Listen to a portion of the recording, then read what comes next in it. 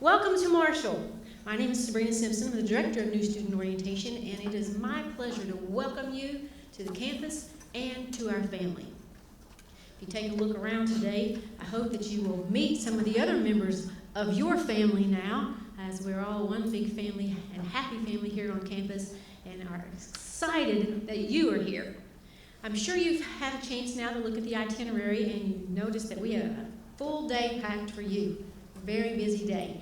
So I am not going to linger and chat this morning. I am going to move out of the way and we'll get this program started. And so here for your official greeting, it is my pleasure to introduce to you our Associate Provost and Vice President for Academic Affairs, Dr. Karen Mccomas.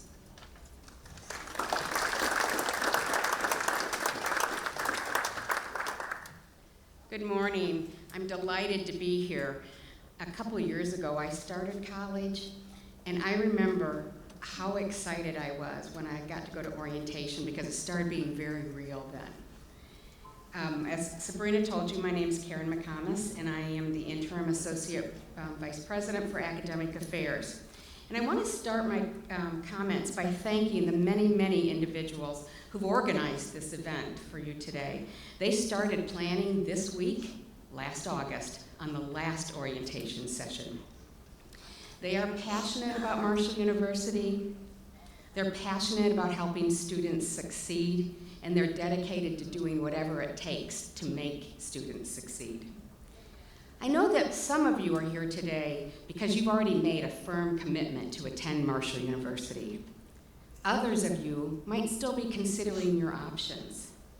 No matter where you are in that decision-making process, I wanted to share with you 3 reasons why choosing Marshall University just makes good sense. And then I'll offer you 3 quick tips on how to be successful. The first reason you should choose Marshall University is our award-winning and dedicated faculty. Marshall University is home to outstanding research and teaching faculty. Many of our faculty came to Marshall University specifically to teach. They have what we call a teacher's heart. They believe they were called to teach, and teaching is part of their DNA. This drives them to become better versions of themselves, better teachers, better colleagues, better citizens. Likewise, they're going to push you to become better versions of yourselves, better students, better friends, and better citizens. Our teaching faculty are innovative and creative. They use high-impact practices to help you learn, such as community engagement and research. In our programs, they also use high-impact practices. So across your 4 years here, you'll have opportunities to do things like internships. The second reason you should choose Marshall University is to get a world-class education at a reasonable cost, not too far from home. Marshall University is accredited by the Higher Learning Commission, and over 40 of our academic programs hold specialized accreditations. We have numerous hubs of excellence. For instance, students in our cyber forensics and security program engage in simulations, hacking security tests, and help solve real-world problems. Students in that program have worked with a nonprofit group called Operation Underground Railroad. Through that work, they helped free nearly 40 children who had been trafficked, and that work led to the arrest of 10 suspected traffickers. The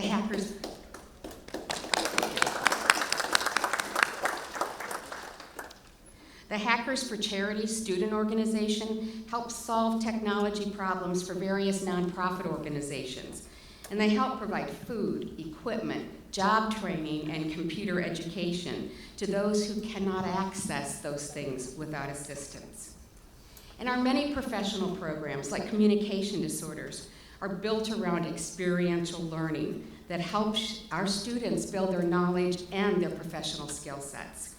In addition to participating in health fairs, literacy events, and speech and language screenings in the schools, communication disorder students get experience in our on-campus speech and hearing center.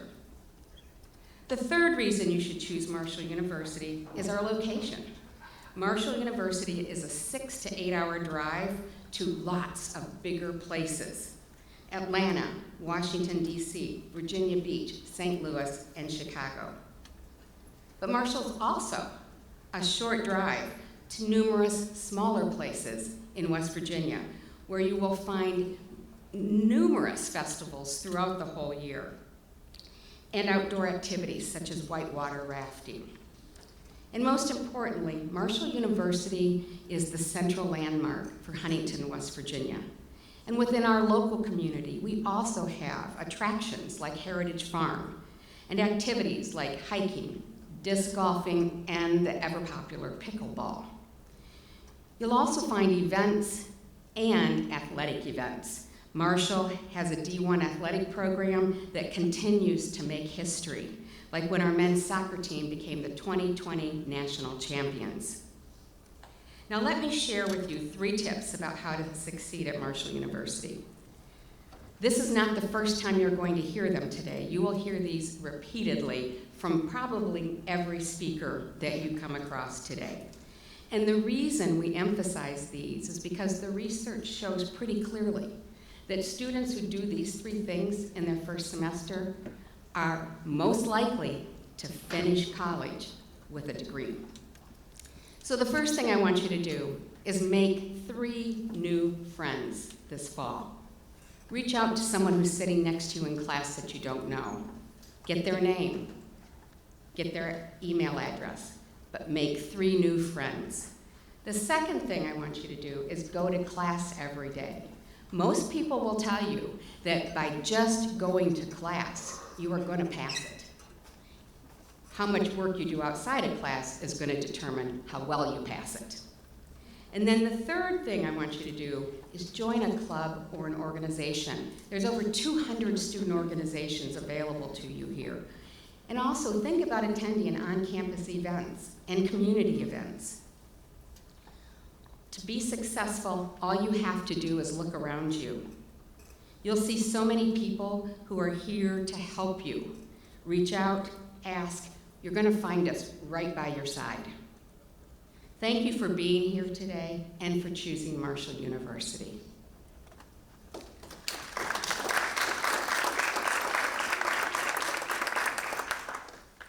Next, it's my pleasure to introduce you to our new president, Mr. Brad Smith. He's not able to be with us today physically, so he's bringing his greetings to you virtually, but he cannot wait to meet you in person this fall. Hello and welcome to Herd Nation. I'm sorry that I can't be with you in person this morning as you begin your amazing journey at Marshall University, but I promise you it's going to be a great day. Throughout the day, you'll learn about incredible resources that will be available to you over the next several years. You'll get a feel for our campus and where your classes will be held. You'll be introduced to our incredible state-of-the-art Drinko library and all that it has to offer. And you'll learn more about our support services that will assist you with financial aid, housing, and even career education. Now, one thing you're also going to hear several times throughout the day is how our faculty, our staff, and our administration are completely dedicated to seeing you get your degree. We want every one of you to graduate and to fulfill your life's dreams. Now, some of you may be first in your family to go to college, and you're not alone. In fact, more than half of our students are first in their families as well, so you are in good company. Like many of you, I'm a native of West Virginia from a small town. I graduated from our West Virginia public schools. My brothers and I were first in our family to attend college, and I am a proud son of Marshall. It changed my life forever. I've come to believe that education is the great equalizer in this world. Education levels the playing field of opportunity. It transforms problems into possibilities and dreams into reality. More than 100,000 sons, daughters, and children of Marshall are now proud alumni across the globe. Many of them came from humble beginnings and went on to reach the pinnacle of their chosen professions. CEOs of Fortune 500 companies, Pulitzer Prize winners, Tony Award winners, Heisman Trophy finalists, leaders in the arts, sciences, and the education fields. And now it is your turn, your opportunity to lean in.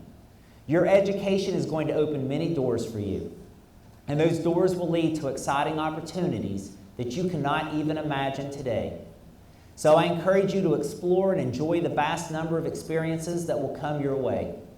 You may discover new passions and pursuits that will shape your future. Mark Twain once said the two most important days in your life are the day you're born and the day you discover why. These next several years attending Marshall University are your opportunity to discover your why. I wish you all a great first semester, and I look forward to meeting each of you in person soon. Godspeed, and go Herd.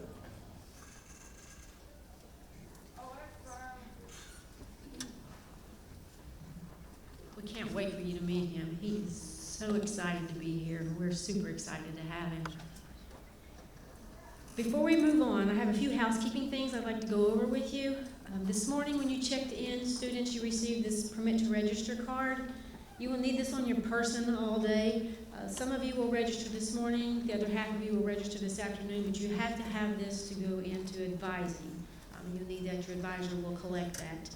If something happens, you lose it, can't find it by the time you get there, it's okay, we'll make you a new one. But if you did give it to your parent, you want to get that back from them because you will need that instead of them. Also, I'm sure you had a chance to look at the schedule. As Dr. Mccomas alluded to earlier, we started last year, as soon as orientation was over, planning for orientation this year. And in our high level of excitement, we told you that the spring semester started today. How about that? We thought we could see into the future. It really starts January the 9th and not June. So you just might want to make that change on here. The date is right, just not. I hope before the day's over that you will take a picture of this, because this is you. We are celebrating you in the start of your college journey. So take a photo of this. Let it help you as you move on and kind of give you some uplift as you move on, and maybe mid-semester and you reach that slump and you're like, I don't know if I can do this anymore. Look back at this picture and remember that we celebrate you. As a first-generation college student, I didn't have a parent come with me to orientation. I didn't even come to orientation. I didn't know anything about orientation. There weren't support services like they are today when I started college. My high school guidance counselor told me I was not college material, and I believed him because he was someone of authority. Not a mentor to me, but just someone that I looked up to because he was of authority. I've now worked here 32 years. I have 5 degrees for someone who was not college material. I'm not saying that to brag about my accolades. I'm saying that to tell you that if I can do it, you can too. And I believe in you. And it just takes some grit and some determination, and I know that all of you have that within you. The road to get here hasn't been easy. I've had a lot of obstacles to overcome, but my goal was to prove him wrong. I don't have a degree that is duplicate. They're all different, but I did it because he said I couldn't. I'm just that stubborn. And I hope you are too. I hope you take that and that you will tuck that away in your arsenal of tools, and that you too know that you can do it. You can make it. If I can do it, I know you can do it. I will tell you this. Laying in a hospital bed at my house, it was time for my master's thesis, which is this huge exam that you have to take. This is the faculty you're coming into. My advisor came to my house while I was laying in a hospital bed and gave me that exam. She sat there at the foot of my hospital bed and she let me take that exam so I didn't fall behind. That is what you are walking into now. Marshall cares about you. And we hope that before this day is over that you will feel that within your heart and that you will know that this is home for you too. Because we're so excited to have you here today. And I'm going to introduce the next speaker to you. He's one of my dearest friends. He is our own Chief of Police, our Director of Public Safety. Please make welcome Mr. Jim Terry.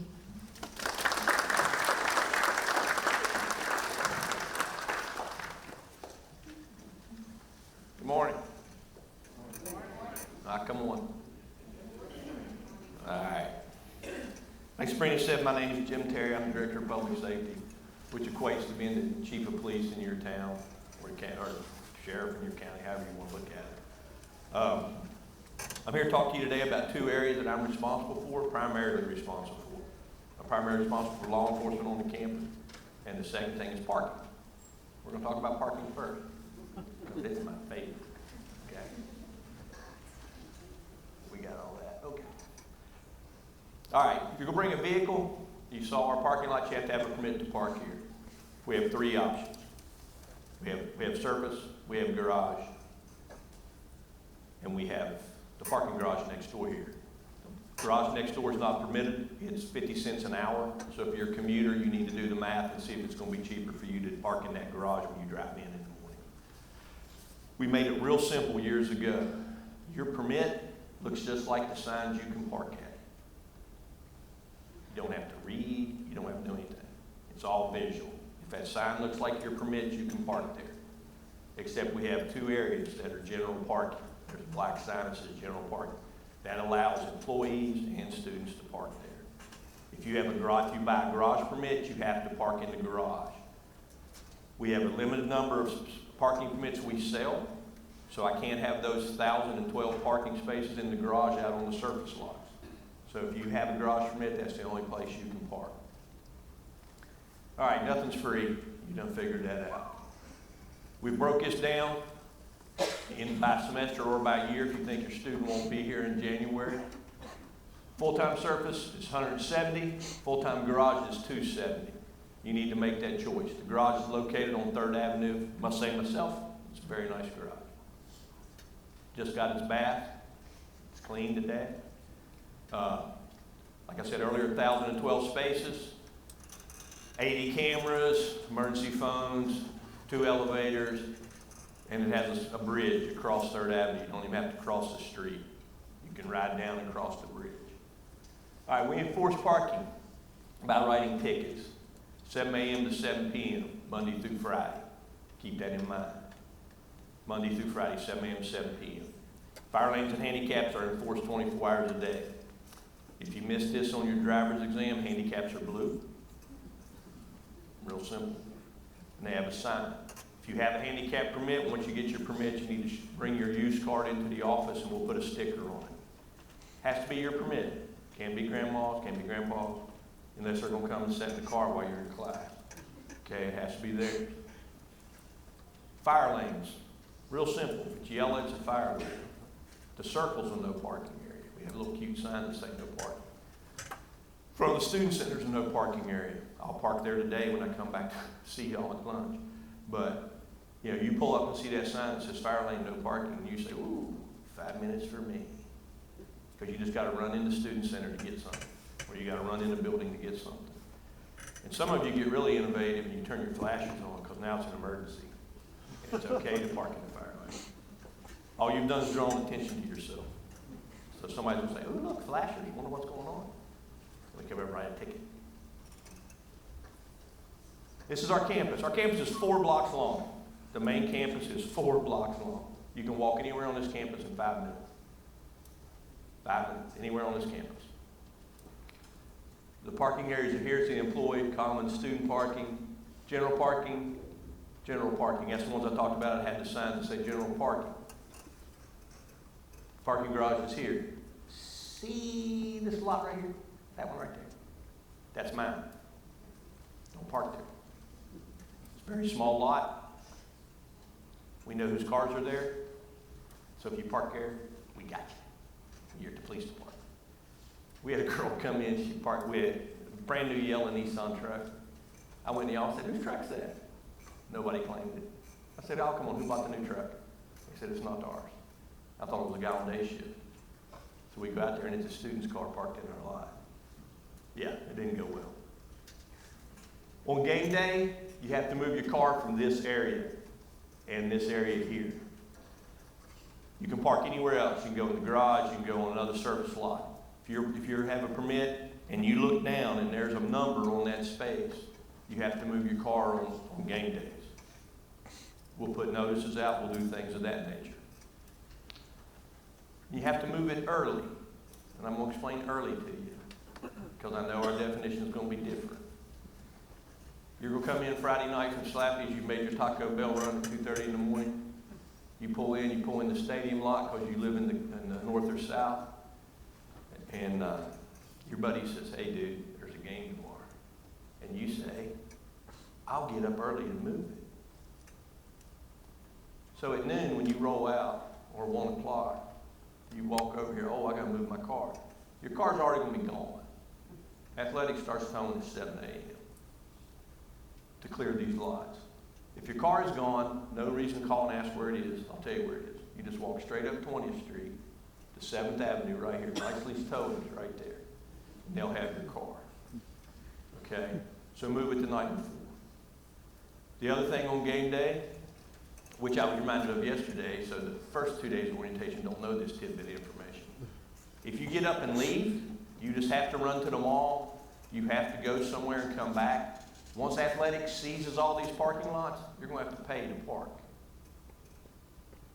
Because they belong to athletics on game day. You'll have to pay to park. So just keep that in mind. And you'll learn this ebb and flow. If it's a 3 o'clock game, they seize the lots at 7 in the morning. They start collecting money about 9. So keep that in mind. You can purchase your permit today. The application's in the packet. Excuse me, because you're an adult today, so you have the application. I know your mom and dad's going to pay for it, but you're the adult. You can fill that out, go to the bursars, and leave here with your permit today. If you've not decided whether or not you're going to let them bring a car, you can go home and talk about it. We set a number each year how many permits we're going to sell, and we stop at that number. So don't wait till the day you come to school and come in and try to pick up a permit. It's not going to happen. They usually sell out the 1st of August, usually after the last day of orientation. So keep that in mind. You've got to make that decision. You can do it online. It'll be mailed to your house. If you order it late, 2 to 3 weeks before school starts, it won't go to your house. We're not going to have that pass each other. Parking offices will be open on Saturday and Sunday for move-in. You can go by the office and pick it up. So you can have it when school starts. If you're a commuter, you need to learn the ebb and flow of traffic. You're not going to see the traffic you see today, and we all know that. On any given day, Monday through Friday, there'll be 20,000 people trying to get into this area. So you need to learn how long it's going to take you. When you saw the parking lot map, the stadium's never full, guys. You can go straight to the stadium. 6th Avenue fills up pretty quick. Engineering fills up pretty quick. By 8 o'clock, 8:30, engineering's full. So don't come in and park and wait for somebody to come out. We call you land sharks. You're sitting there waiting on somebody to leave. Your little lips are moving because you're praying somebody comes out. Because now it's 10 minutes till. Now it's 5 minutes till. Professors don't care if you're late. If you walk in, well, they do care. I shouldn't say it that way. But you're not going to use parking as an excuse. So you can get here, you can drive straight to the stadium, get out of your car and be in class. Parents don't call us, or you can't call us, but have your student come in to see us. If they tell you there's nowhere to park, we will show them where they can park. We can show them where they can park. They just have to learn that flow. They have to learn that flow. All right, let's talk about the police department. We're here 24 hours a day, 7 days a week, 365 days a year. We are the primary law enforcement agency for Marshall University. We work with the Huntington Police Department, the Calhoun County Sheriff's Department, Washington State Police, Milton, Barbersville, Canova, all the federal agencies, anything with 3 letters we work with. Because our primary mission is to provide a safe environment for you to get your education in, whether that means protecting you from an outside threat or yourself. We're going to try to do that. We're going to try. But we can do all we can. You're going to hear me talk about, we're a community-based police department. We stress crime prevention. We can do all these things. All of these things we can do. But 98% of this is still your responsibility. You've been told this since you got out of kindergarten. You'll hear a lot of things you've been told by your parents, by your teachers, by your friends. You're going to hear to give from me. You're getting ready to face freedoms you've never had before. Usually when you had to be home, you're going to be going out now because you can. Ooh, it's 10 o'clock. Ooh, time to take a shower and go out. It's going to be totally different. Everything's your freedom now. So, in that mode, we are a community-based police department. We're authorized strength of 34 officers. We have our own dispatch center. Our jurisdiction is any property owner controlled by the university and the streets and thoroughfares around us. We enforce all West Virginia state laws.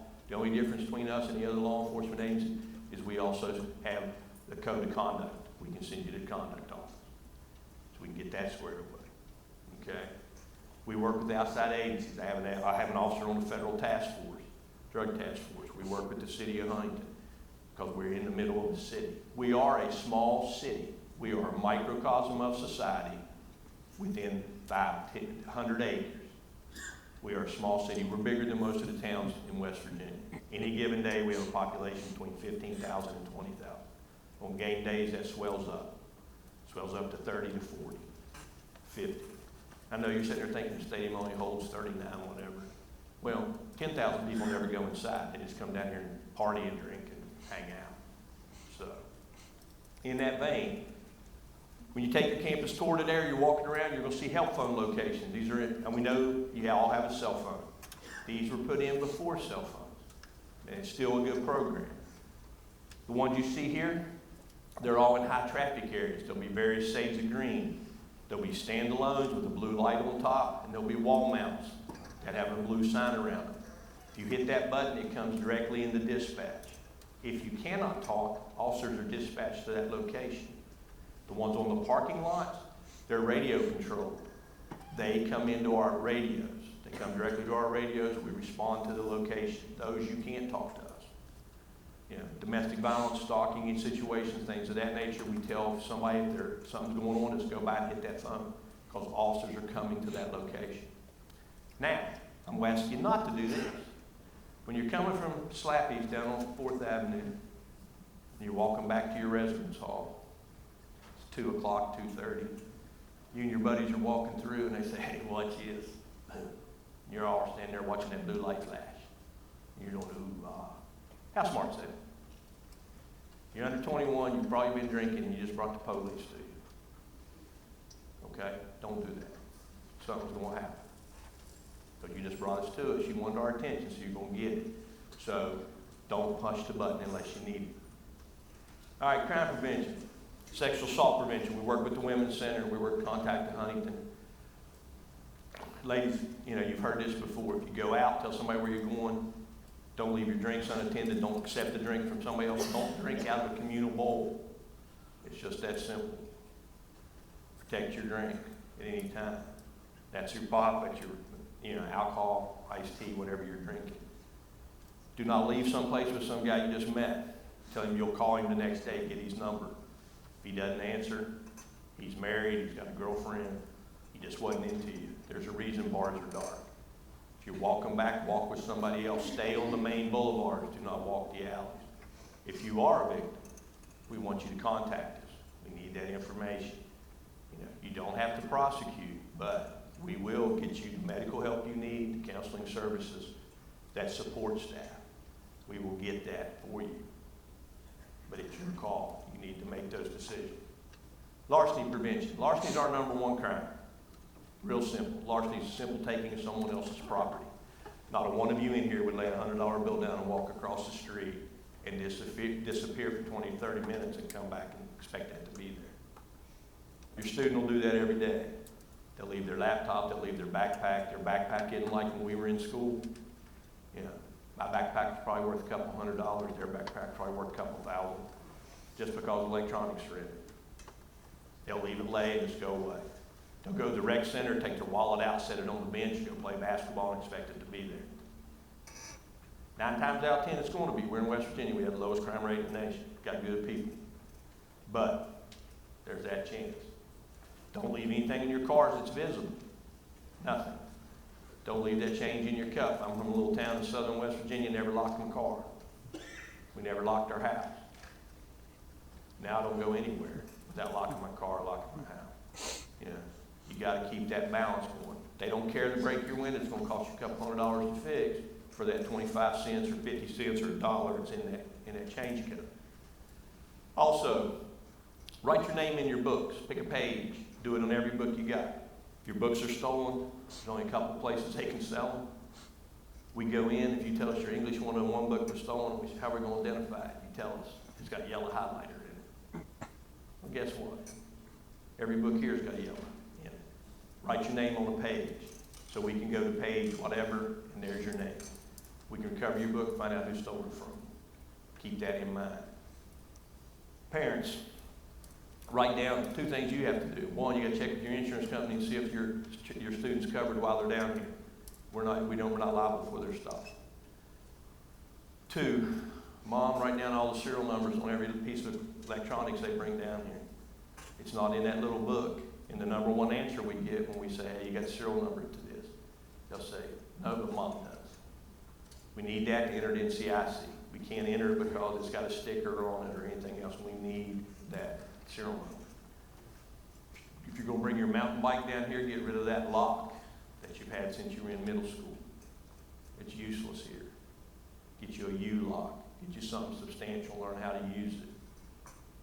Okay, if you're going to bring your bike because you got this big vision, you're going to ride to class, after the first couple of days, you're going to figure out it's quicker just to leave your res hall and walk to class and walk back than it is to unlock your bike and ride over there and lock your bike back. You may want it to go downtown and things of that nature, but you got to learn that balance. And if you do bring a bike, check on it. Our favorite time of year is November when everybody comes in to report their bike stolen, and we ask them when they last saw it, and they tell us August when they moved in. Okay? Check on your bike, check on your car. Alcohol and drug awareness. If you're under the age of 21, cannot possess, consume, or purchase alcoholic beverages in the state of West Virginia legally. We have 0 tolerance. 0 tolerance. I don't care if you're walking down the street carrying a 6-pack, if you're under 21, you're going to get a ticket. It's that simple. Alcohol is involved in 90% of all crimes we see. I'd say it's even higher for sexual assault. So keep that in mind.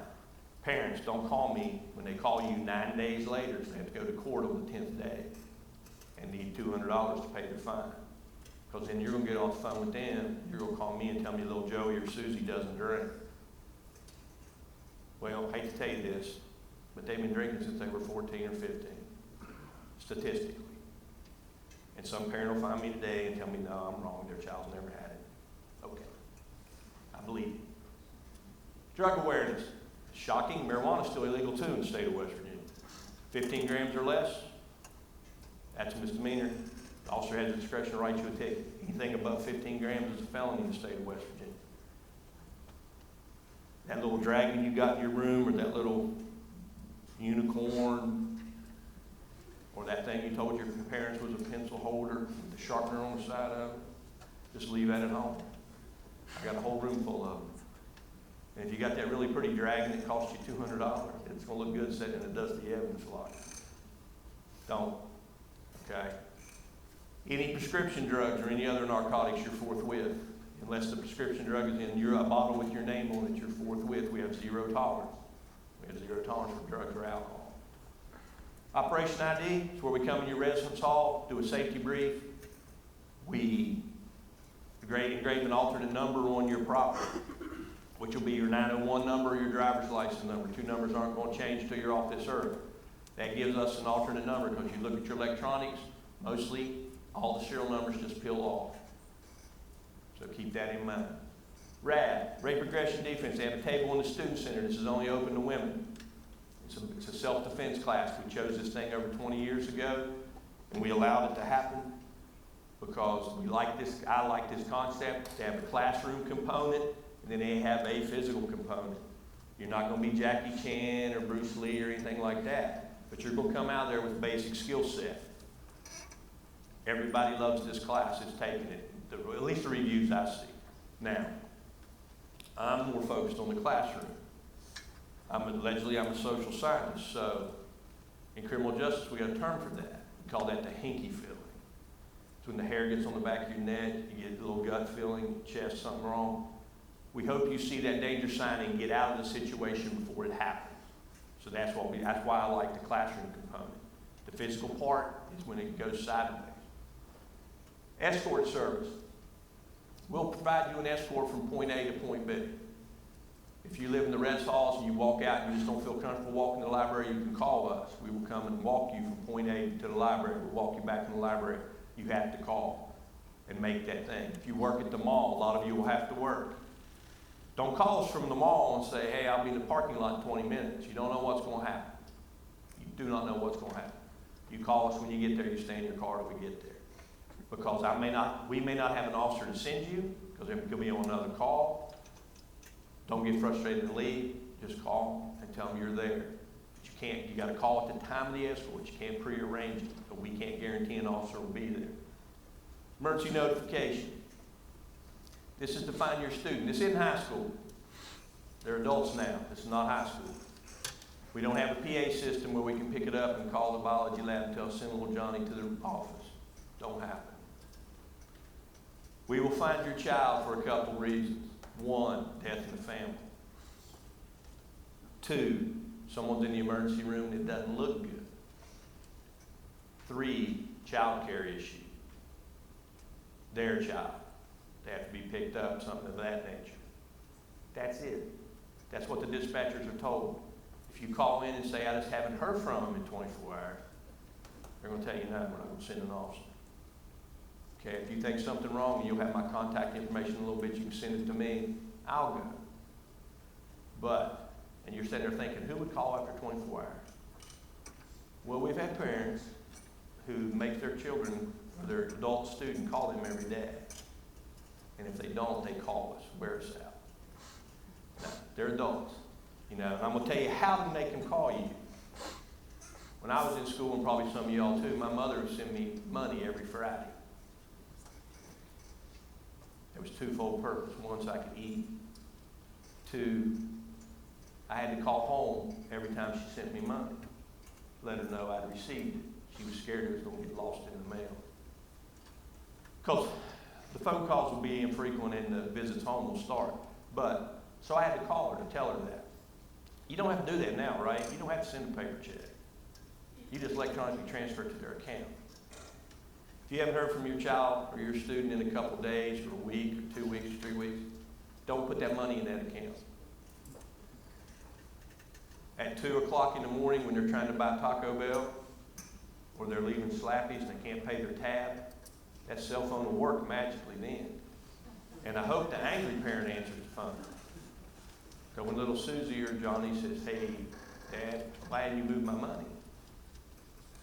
And Dad says, who is this? Well, it's your son. I don't have a son. He hasn't called me in 3 weeks. And it probably won't be the dad. We don't care if we talk to our kid or not. It's probably going to be the mom or something. But, all right, criminal incidents. We have the annual security report. It's on our webpage. It used to be a one-page document. Now it's 58 pages. It used to be 1 or 2 of us wrote this thing. Now it's a committee of 12, 10 or 12, 58 pages. Covers all of our campuses. It also covers all the student conduct. Not all. It gives you the information for Title IX student conduct. What our office does covers more crime prevention than I do here. All that good stuff. So if you get a chance, please go read it. The most important thing is it shows our crime statistics. And you're going to see larceny is our number 1, but we also have everything else. It's just like a small city. You can go and look at those. It's located at that address. All right, second type of emergency notification. We have an alert system. We send out text messages for emergencies. There's the reasons why we do it. Threat to the safety of our campus. Campus closings due to an emergency situation. Classes canceled due to inclement weather. If you're a commuter, I would ask you to get this. If you live on campus, get it. I want everybody to have it. But if you're a commuter, you actually really need it. If we have inclement weather, we don't close. We don't close. We try not to close. Because that's an instructional day gone, things of that nature. If the weather's that bad, you don't feel like driving, it's your choice to stay home. But it's just like work. We don't close. So you have to make that choice. But we do delays when the weather's bad. We do closings when the weather is very severe. We start making that decision at about 3 a.m. or 4 a.m. We try to have it done and out by 6 a.m. because that's when the commuters will start driving in. We try to get that information to you, whether it's going to be a 2-hour delay or whether it's going to be a closure for the whole day or night classes are canceled. Sometimes we'll meet during the day and cancel night classes. We have a front coming in. But when you're laying there, you haven't did your homework, and it's cold, it's raining or snowing, you're holding that phone, you're saying, please send that text out. That's what you want it for. But we also use it for criminal incidents and anything threatening the campus. You're not going to get come to the plaza and hug puppies, come and pet the stress dog. You're not going to get any of that. Come by and see the homecoming queen. No, you're not going to get any of that. If that phone goes off, it's we're closing or there's a threat. And that's the way we want it. You will, in the last 2 years, we have used it for medical because of the COVID emergency. We did use it for that, but that was an exemption to it. So that's what you're going to get. Here's how you get it. Once you get your access to the computer system, you go in, you check what you want, phone call, text, from an email, and you sign up for it. We do 2 or 3 tests a year to make sure it's functioning. But anything else you get will be actual. There we go. All right, I told you not to call us. I do want you to call us. That's our emergency line, 4357. It's help. Put it in your phone. That's my office number. It's easier to text me. I'm not texting. Email me and tell me what the issue is. That way we don't have to play phone tag. Don't have to talk 2 or 3 times to figure out what the problem is. Put your issue in the email. I'll go find out what's going on, and I will get back to you. Okay? I want you to call me. And we'll talk to you the best we can. If your student's a victim of a crime, we can't talk to you if they're an adult. They're the victim, we're here for them until they give us permission. If they're under the age, if they're not an adult, under 18, you will get that phone call. When I'm babysitting a drunk 17-year-old, you're going to have to drive down here 3 hours and get them. That's the only way I can call you. If they're a victim, we deal with them. That's the parking office. Like I said, don't call them. Please don't call them. Have your student call, have them come in. We'll try to fix the problem. They're an adult now. They need to start interacting with us. All right, I got 3 minutes. So here's my last of my talk. First off, this is not a safety device. Okay? It is not a safety device.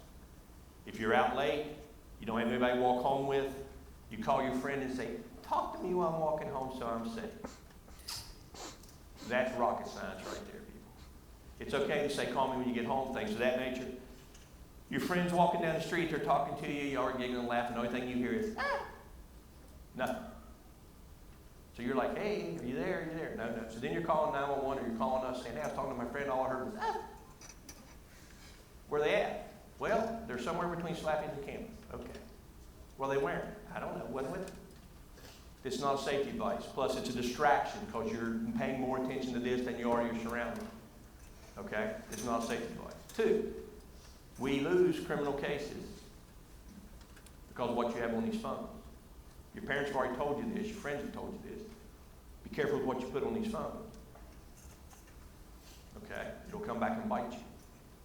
Do not put anything on these phones you don't want your mom to see. How about that? Or your dad. Let's make it real simple. Okay? 2, talk about crossing the street. They taught you this in kindergarten. I know they roped you all together and said, drug you across the street when the light changed. Today, you walked right across the middle of my street out there. I saw you do it.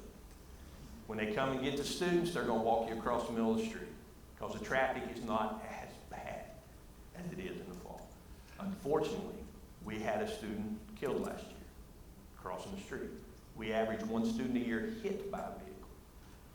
In all the cases, in most of the cases, it's not been the driver's fault. It's the pedestrian's fault. So please use the crosswalks. Put your phone up and be conscious of where you're at. I have video of students looking at their phone, walking right out into the street and get hit by cars. You can see the glow off the screen in their face because it's at mine. When the light tells you not to go, when that little guy is red, don't go. Because, and the experienced drivers in here, that's 4 lanes, that's a highway. That's Route 60. We have written tickets at over 70 miles an hour on 6th Avenue. We have wrote them in excess of 70 and 80 on 5th. Running red lights, things like that. It's got worse since COVID. We call it COVID driving. Rules don't apply. So, be careful. Use the crosswalks, look. And I don't know what they're teaching you on driver's ed anymore, if they're even still teaching it. You know, we were taught, even as pedestrians, to make eye contact with that person in that car so they know they see you and you see them.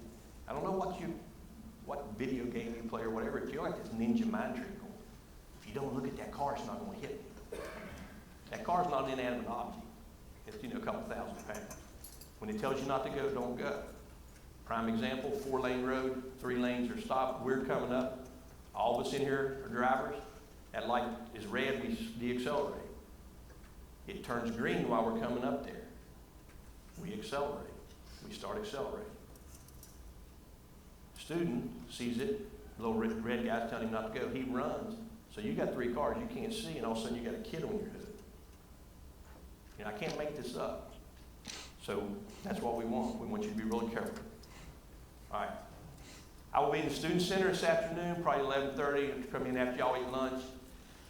I'll have the same clothes on. You can find me. I'll be sitting in a chair or loafing out on the plaza so I don't have to wear my mask. If you got any questions, please come and find me. I'll answer anything. So I'm glad you're here. Welcome. Come and see me. You're more welcome to call me. If you have any questions after this, just email me. So I hope you have a good morning, and I'll see you in the Student Center. And welcome to Marshall University.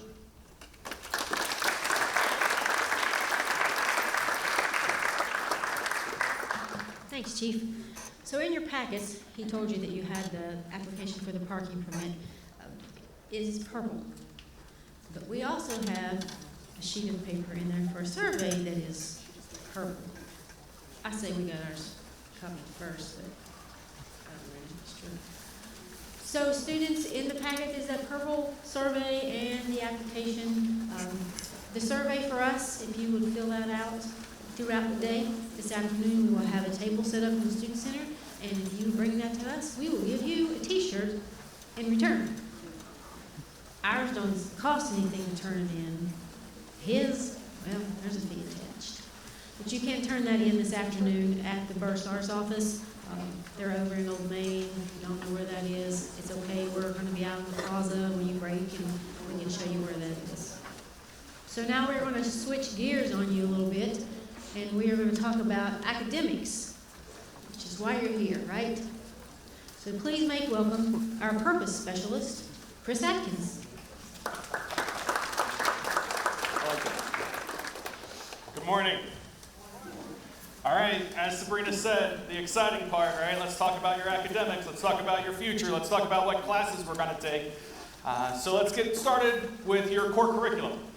All right, Marshall has a core curriculum. We also refer to it as our general education requirements. These are classes that every student has to have. Doesn't matter if you're a biology major, a psychology major, or a theater major, you got to have the classes, right?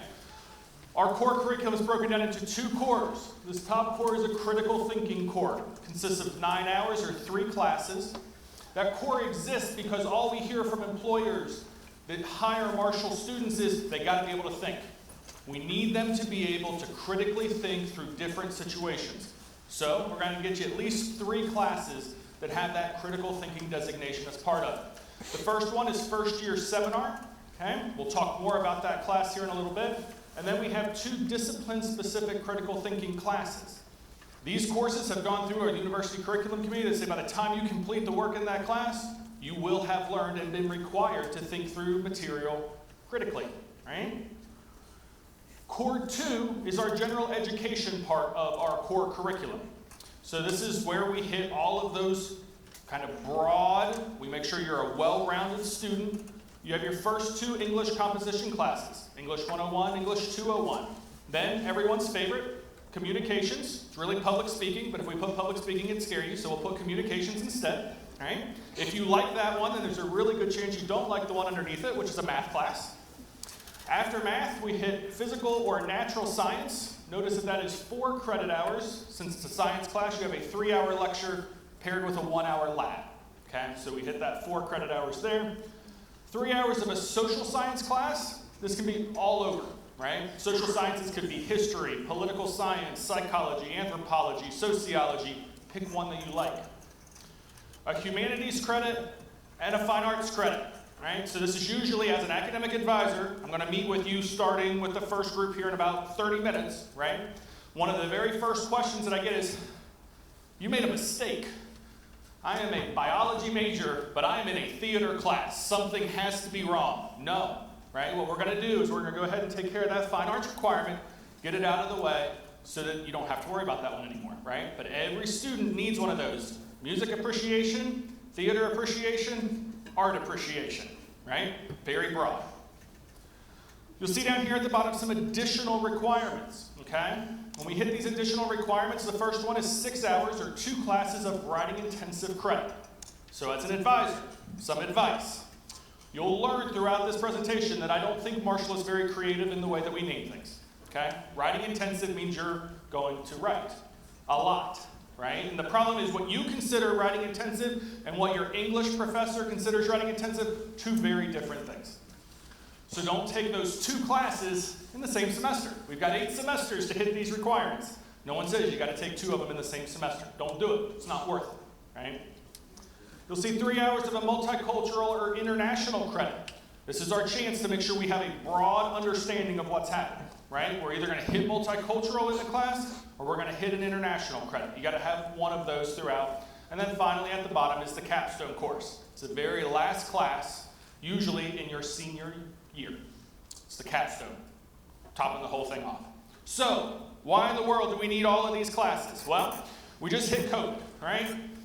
The great resignation is like the key phrase right now. So everybody's looking at their job and going, is this really what I want to be doing, right? These are people that have been in this career for 15, 20, 30 years, almost ready to retire going, is this right for me? It's real, okay? The great resignation is a thing. Then there's the generational side of life, right? Your grandparents, many of you, took a job, stayed in that job for 30 years, retired with this company, right? You don't do that. I don't do that. Our generations has shifted and changed. In fact, your generation, which you're still on the tail end of, how long do you envision staying with your current company in any role? This is a promotion, 1 to 2 years. 44% of you are just going to up and leave in 1 to 2 years, right? This is where we stand right now. And if we add these very good employees that have loyalty to their company that are willing to stay an extra 3, right? You're going to move and you're going to shift. Your generation is averaging 6 to 7 career changes in your lifetime, right? So we're going to make sure that you have a well-rounded education. So when you graduate with that chemistry degree, because you're going to be a chemist for the rest of your life, then in 3 years, when you go, I don't know that this is really what I want, you're still good, right? That's what we're looking at. And so when you meet with your advisors today, when you talk to them, make sure you have some of these conversations, right? There's a method to our madness and why we put you in these classes, okay? Talk to us. If it's a class that you're sitting there going, I'm not going to that class, we've got a problem, right? If you hate history, and we have you in a history class, it's not the only social science that exists. But if you don't tell us that you hate it, then guess what? We don't know, right? So we're going to leave you in history thinking that it might be your favorite subject. Talk to us. The key is all of these classes are going to make you a better person, right? They're going to broaden your horizons. Think about it. So let's go back to that very first class, first year seminar, okay? First year seminar will be taken sometime in your first year, right? Again, boy, we're creative, right? First year seminar. Some of you will see that on your schedules today as you go through orientation.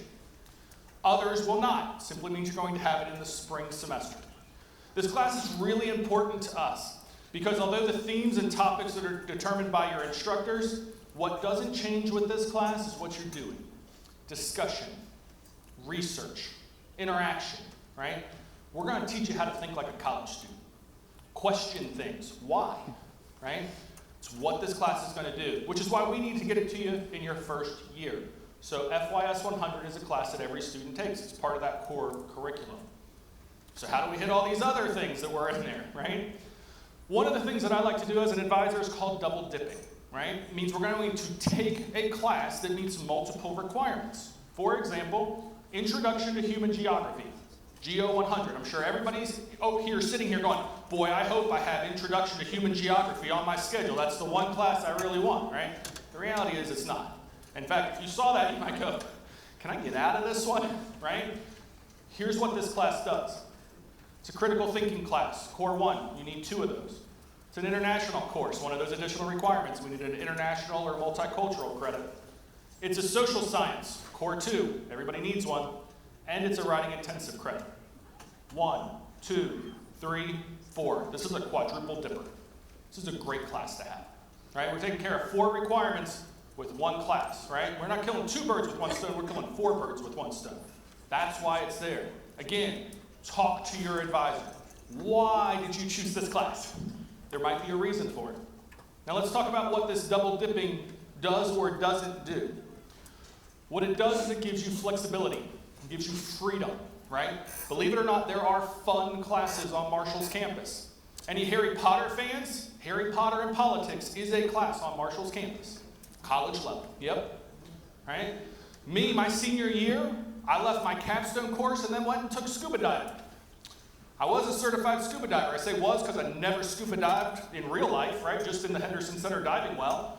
But it gave me that opportunity to have a fun class, to relax a little bit, right? There's something really relaxing about sitting on the bottom of a diving well, just sitting there breathing. It's weird, right? But there are fun classes. Double dipping gives you that opportunity to do one of 2 things. Take those fun classes, or the second option is to take those classes that you see value in that might not be part of your curriculum, right? You know that end goal that you have, where you want to end up. We know what the curriculum says you have to have. There might be some overlap. There might be some that don't overlap, where you're going, so taking intro to social work would make me a better teacher. It very well might. But in order for you to be a teacher, you don't need intro to social work. But if you double dip, then you're going to get some free electives where you can choose classes to put into your plan of study that you think will be beneficial to you. Do it, right? So double dipping gives us that flexibility. In order, what it doesn't do, let me go back to that, what it doesn't do is reduce the total number of hours that you need to graduate. In order for you to walk across the stage, shake Brad Smith's hand, and get your degree in 4 years, you need a minimum of 120 hours. It's the minimum number of hours you can earn to get any degree at Marshall. So even though we're going to take 4 class requirements out of the way with that 1 course, it doesn't mean that we now just need, 109 credit hours. No, it's still 120, right? So we're still going to need those other classes. So how do we get to that magic number? We have a couple different things that we're going to work on. One is that core curriculum, right? That's what we've already talked about. 34 hours, core general education coursework everyone's got to have. Then you're going to hit this college or departmental requirement, right? Marshall has 8 different colleges. We have a college of health professions, a college of science, a university college, a college of engineering and computer science, right? 8 different ones. Each of them have their own core business coursework. Business is a great example, 45 hours. Doesn't matter if you're an accounting major, economics, management, marketing, doesn't matter what the major is, you still need the first 2 economics classes, the first 2 accounting classes, management and information systems, legal environment and business, and so on. 45 hours of core business coursework if you're in that college. Then you have what you expect, your major requirements. At least 24 hours in your specific field of study, okay? All of that going to add up to that magic number of 120. So, 15 to finish is a mantra that we follow on Marshall's campus. You're going to hear it a lot. 15 to finish, 15 to finish, 15 to finish. What it means is that we need you, we being the academic side of life, your academic advisor, we need you to take and complete 15 credit hours per semester in order to graduate on time. You'll hear from financial aid later today, but I'm going to take this opportunity since they're not here to tell you that they're liars, right?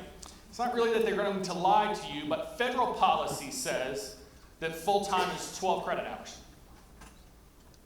They'll give you as much money as they can if you have 12 credit hours.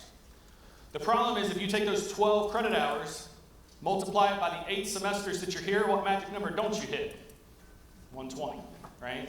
Which is why we get into these 5- and 6-year graduation plans. Not here. 4-year graduation plan, okay? 15 to finish. Now, there's two things here. One, I need you to take 15 hours. Two, I need you to complete 15 hours. Some of you are going to be overachievers and say, give me 18 hours. It's the max number any student can have without dean's permission. You're going to say, give me 18, I got this. And then week 2, that 8 a.m. class shows up, and you're like, I didn't go last week, so I might as well go ahead and get rid of this class now. You're going to withdraw from that course. Now we're down to 15. And then week 8, you're going to hit midterms, and you're going to go, this class has been really hard. Financial aid says I only need 12. Let me go ahead and drop that course. And now I got 12, and I'm still full-time. I'm still good. You're full-time, but you're not on time anymore, right? You're full-time, but you're not on time. You're pushing back graduation. Now, what I will say about this is 15 to finish is an average, right? A lot of freshman students will have 14 hours. You'll have 16 hours. It's okay, right? Please don't go to your advisor and go, that big guy in the pink shirt this morning said it must be 15. They're going to kill me, right? But it's an average. 14's fine. 16, 17, fine, right? 12, let's add a class, right? If we're at 12, let's add a class. But anything else, you're going to be okay. It's an average, right? And depending on when that science class is, you might be higher, you might be low. Depending on what math class it is, you might be high, you might be a little low. But we want to average 15. So what does this really look like? On the screen in front of you is a 4-year plan. Parents, this is absolute proof that your son or daughter can graduate from Marshall University in 4 years. We have these for every single major. You'll see the fall semesters on this column, spring semesters over here, row is year 1, year 2, year 3, year 4. It's everything that you need. Now, I'll be honest, in a perfect world, here's that piece of paper. We don't live in a perfect world, and I know you can read this very small type up here that says first year seminar on that top row. Well, we already talked about the fact that some students will have that first semester, some will have it second semester. So as an advisor, this is not my favorite sheet of paper because we're going to move this class over, this one down, this one here. This one can come up. Oh, we already did this one in high school. Move it there. It gets really confusing. So the back of this sheet of paper is what we refer to as a curriculum sheet. It's a checklist, right? And you'll notice that grade column is blank because it's a living, breathing document that you should have with you when you meet with your academic advisor. And when you take first year seminar, you're going to put an A in that line, and you know you don't have to look at that class again because it's done, right? That grade column also sits here. But the most important thing is you have that opportunity to take this with you. You know what every class you need is. There are no hidden classes, right? That's kind of old college, where you would kind of go and register for the class, and all of a sudden you couldn't have that class for some reason, and now you're behind. Not anymore. Right? Things have changed. Here it is, laid out in front of you today. Take a look at them. Okay? This is an accounting major. You'll see how it's laid out. Here's your core curriculum. Here's your college requirements. Here's your major requirements. You can see where they are. They're color-coded and shaped so that you know what requirements they're taking. Right? You'll notice some of them might have 2. Right? One's a gen ed, but it's also a college requirement. Right? We can get those taken care of. Students, I need you to pull out your phones and go to your app store for me, okay? Half of you are already on them on Snapchat. I work with college students every day of my life. Parents, you can do this, but you need a school login, so it's not going to do any good. But students, you're going to search Navigate Student in either Google Play or the App Store. Navigate Student. This app is controlled by academics. It's not the emergency notification system. Instead, what we refer to it as is an advisor in your pocket, right? There's a lot of information. One of my favorite expressions about orientation is that you're trying to take a sip of water from a fire hose, right? And you've already started this, and it's going to continue for the rest of the day, right? Where we're just going to spray information at you and hope it sticks, right? Don't worry. You're going to get it again in uni. You're going to get it again at Like Welcome. We're going to talk about that stuff. What I'm going to ask of you students is download Navigate Student. Number 1, today, and this is for parents too, as you go through the day and you get completely overwhelmed, take a deep breath, it's okay. Everybody that you're going to see, hear, talk to will be here when they're here again in August, right? It's okay. So take a deep breath, you're going to be all right. Number 2, that's part of what this app is for. You're going to be walking across campus in October, and One of the questions it's going to ask you is, will you turn push notifications on? Please click yes, right? Because what we're going to do is you're going to be walking across campus. Your phone's going to buzz. You're going to get really excited, hoping that the person that you met at Slappy's last night is texting you back. Instead, it's your Navigate app saying, hey, you registered for classes next week. Have you met with your advisor? If not, click here, schedule your appointment, right? This app lets us get that information that we know that you need to you when it's useful to you, right? Right now, I know that all of this is kind of this nebulous blur of, do I need to know this today? Do I need to know this tomorrow? When do I have to worry about this stuff? That's what this is going to do. Make sure that you have it when you need it. Another really cool piece of technology that we have is called DegreeWorks. DegreeWorks takes that 4-year plan and that curriculum sheet, those academic maps, and it puts it on the computer for you. It's located in your MyMU account. Right? If you go to your MyMU account, it's up in that top box of quick links. You'll see it. It's got a target and a mortarboard. Target, graduation, makes sense. In it, you're going to see some green check boxes. If you were an overachiever and took dual credit classes in high school, you're going to see some green check boxes. These classes have already been completed. Now, when I talk about those classes, I do want to mention the fact that if you took them at WVU State, WVUP, Tech, wherever you took it, right? We might not know that you took that class, right? We're not that school. So unless you send your transcript from that school to Marshall, we don't know that you did that. So when you meet with your advisor, if you successfully completed English 101 as a dual enrollment student, please do not let us put you back in English 101. You've already finished that class, right? Same goes for AP scores. You took some of those tests in May. We don't have those scores yet. Right? So we don't know that you got your 3 and that you don't need this class again, right? If that's the case, talk to us. Let us know, okay? You're going to see those green check boxes if you've already completed coursework. You're going to see these blue little squiggly lines, right? That means that it's currently in progress. And if you follow that over, it will tell you what class you're taking to meet that requirement, right? And then what you're going to see a lot of, don't let that anxiety get you, is that red box, still need, right? And it's going to lay out every class that you still need for that degree. Now I have 2 requests for this. At 2 a.m. or whatever ridiculous hour you're up at night, go and look at your DegreeWorks. See what your requirements are for your major. It updates nightly, right? So if you make a schedule adjustment at some point in time when you're looking at it, it might update, right? Because it does it in the middle of the night sometime. Look at those classes. And I need you to, students, 2 personal conversations with yourself in the middle of the night when no one's around. 1, can I do this? Right? That's a real question. It's going to lay out every class that you need, right? You pre-med students, organic chemistry exists, it's on there, right? It's tough. You nursing students, human anatomy, BSc 227, it's on there. It's tough, right? Doesn't mean you can't do it. It means it's tough. Have those conversations. Is this something that I can do? Okay? Then that second conversation is, all these people that know me really well that said, hey, you might want to go into this major. I think you'd be really good at it, but you wouldn't put that on your application because it was mom or dad or grandma or whoever it was that said that to you, so you can't act like you're listening, right? Look up that major. Over on the side, there's a what if button. Every single major is right there under that pick major.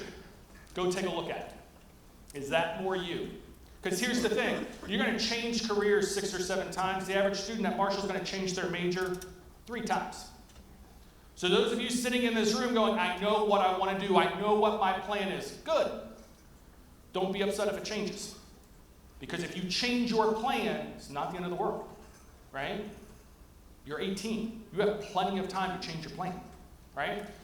For those of you sitting in this room going, I have no idea what I want to go, what I want to do. That's okay. Mom, dad, relax. We have a core general education requirement that's 34 hours. That's their freshman year, right? Give us some time to work with them.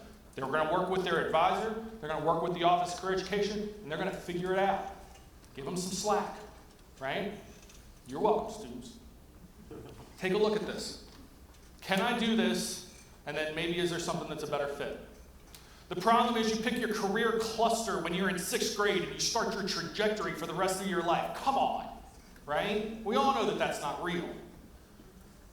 Have that honest conversation. You want to change your major today? Let's do it. You want to change it in August? Let's do it. You want to change it in October when you meet with your advisor to register for classes? Let's do it. Those aren't going to hurt you. You wait until your junior or senior year, that hurts. Now we're talking time. Now we're talking money, right? Those hurt. Have those honest conversations, right? Talk to the Office of Career Education today. You're going to meet with them, right? Have those conversations. Let's make sure we're on the right track. All of your requirements are laid out. And if there's a class on there that you say, I'm not doing this, for instance, if you're going sociology, the College of Liberal Arts requires 4 semesters of a foreign language. If you're sitting there going, I'm going to be a sociology major, but I'm not doing 4 semesters of a foreign language, let me tell you Marshall's answer. We're not going to give you that degree. Cut and dry. Very simple. Take a look at it. You can do it. I have no doubt that anybody sitting here that has a plan, has a trajectory, knows where they're headed, is going to be just fine. But if you're sitting there and those things aren't necessarily clear to you yet, relax. We've got time. The next time we will see you is at Week of Welcome. Right now it's referred to as WOW. In about 3 more weeks it will start becoming WOA because it's getting close. August 16th through the 21st is when your first class starts. Okay? You need to be here. So when you move in, freshmen get on campus 4 days before any upperclassmen's allowed to move in. We do it on purpose, right? We're going to get you familiar with campus, right?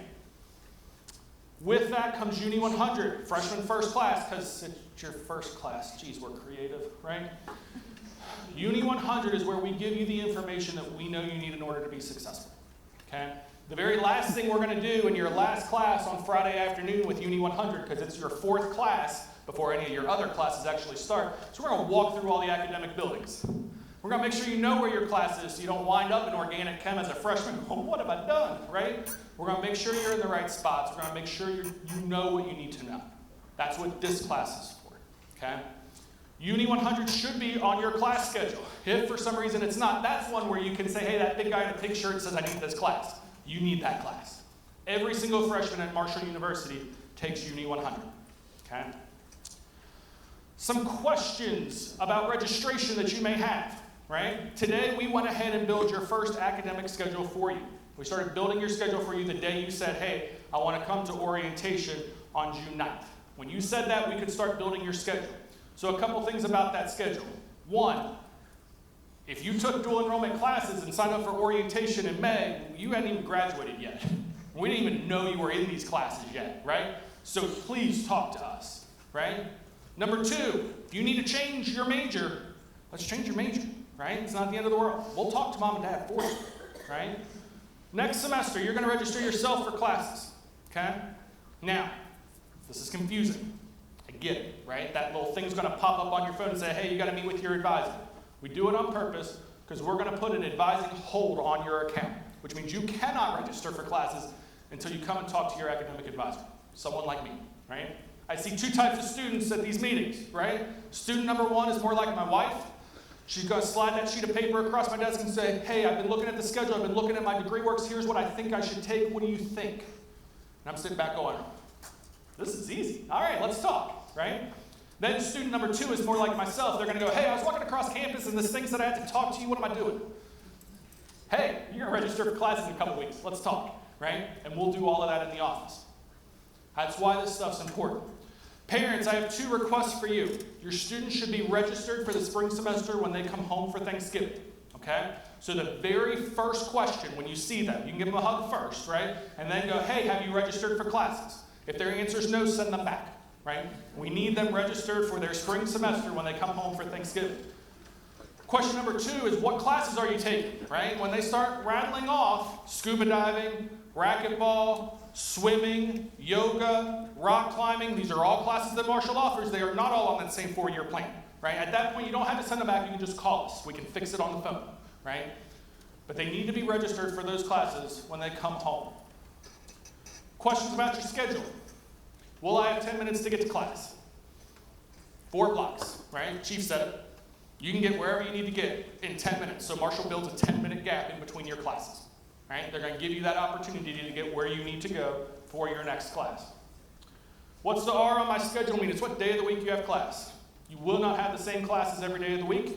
M is Monday, T for Tuesday, W for Wednesday, R is for Thursday, because we're going to use the T for Tuesday, F is Friday, right? It's what day of the week you have class. Why do I have 2 biology classes? BSc 104 and 104L. It's probably because it's your natural science class. So you've got your lecture and you've got that lab, right? This lecture class, Monday, Wednesday, Friday at 8 a.m., please don't complain to me about that. You've been going to high school at 8 a.m. every day of your life. Welcome to college, right? When you're a senior, you can get used to noon classes. That's cool, right? Then you're going to get a job and you're going to go back to 7 a.m., right? So get over it. Then you'll see BSc 104 lab, which is Monday, 12 to 1:50, right? Seriously, many of you don't have 8 a.m. classes. It's okay. What's the first 8 weeks class? It means you're going to have class for the first 8 weeks of the semester, right? We do this on purpose. This is a Uni 100 class. It is an 8 a.m. class, right? But it's a Uni 100 class. All Uni 100 classes are first 8 weeks classes, which means every freshman is going to have a first 8 weeks class. Why? Because I told you it's the information that we know you need in order for you to be successful. If we're giving that to you in December, maybe we made a mistake, right? So we're going to get it to you in the beginning of the semester, right? The other thing is when midterms hit about week 8, right? So week 8 is often your roughest semester, or roughest week of the semester, right? All of life's still happening, and then magically you got 4 tests and 2 papers due the same week because your professors hate you. No, it's because it's midterm week, and it's halfway through the semester, and your instructors need to see how you're doing in the class, right? Because when they put on their syllabus, you're supposed to read the textbook, but you don't know what the syllabus is, so you never read it, and you have no idea what the textbook is, so you get that first 22%, that was me, your freshman year on that first test, you're going, where are these questions coming from? Your syllabus probably said you were supposed to be reading a textbook, and your instructor just never said it out loud, because why would he? It's on the syllabus, but you're a freshman, and you're going, huh? Yeah, it's all right. You can recover from that, right? But first 8 weeks classes, 8 weeks long, then they end, gives you an extra hour that you've been used to going to class that you can now still get up and study or go get a tutor that's free or any of those other things. What your schedule might look like. It's right here. It'll also be in your Navigate app, so you can take a look at it there. You'll see the courses and the titles of those courses. Those section numbers, you need that when you walk into the bookstore. Course reference numbers are how you register for the classes. We'll talk about that in Uni 100 or when you meet with your advisor. How many credit hours we have, that should add up to, oh geez, I've done bad. 15 to finish, okay? Days of the week are listed here. Your times are listed here, okay? Guys, some of these will show military time. If you need help converting military time, ask your advisor, ask your parent, right? Not going to comm class because 1,400 never showed up on your watch is not a good excuse, right? We will convert that to 2 for you, right? Building and room numbers are also listed. A couple takeaways, and then I'm out of here. 1, I need you to find a mentor. I don't care who it is. Might be a faculty member, might be your academic advisor, might be Sabrina sitting in that chair, right? Somebody needs to be your mentor, right? And this doesn't have to be formal. You don't have to walk up to me and go, will you be my mentor, right? Just find somebody you can talk to. Find somebody that you're comfortable with. Find somebody that you're sharing what your plans are, right? Because we understand that college is kind of a game. You got to learn how to play the game, and you can figure that out on your own sitting in your dorm room. I have no doubt. But the reality is we have been playing the game for 15 years. You can spend 3 hours figuring it out, or we can take 10 seconds in my office figuring it out. It's up to you, right? Find somebody that you're comfortable in talking to, right? Everybody that you're going to hear or talk to today, we're genuine in the fact that we really do care about how well you do, right? Get an internship. You're going to change careers. You're going to change plans. We got to make sure what you think is your plan for now is the right plan for now, right? I have 2 degrees in journalism. Then I got my first job in journalism, and I lasted about 4 years and went, this sucks, right? Don't do that. Get an internship. Make sure you know what plan works for you. If you have an internship and it doesn't go well, guess what? That's great. You just learned something. You learned that that wasn't what you wanted. That's valuable information. Get an internship, and get an internship early. You don't just get an internship your senior year so you can throw it on your resume. You get an internship your freshman and sophomore year so you can figure it out. And then finally, get involved. I'm from north central West Virginia, middle of nowhere, 30 minutes from the nearest interstate, right? Came to campus, got dropped off on my first night, stood in Twin Towers East 1313, looking out the window going, what have I done? This was a terrible decision, right? The next day I found a group of friends. Never had that thought again. If you sit and think about how bad your decision was, then you're not going to enjoy it at all. About 200 different clubs and organizations are on this campus. There are people like you, right? Just find them, right? Find that mentor to help you get involved. Get an internship to help you get involved, and ultimately talk to student affairs. You're going to hear from them this afternoon after lunch. They're great. They're fun, right? I'm not fun. I'm academics. They're fun. You'll enjoy them. I'll see you guys later today.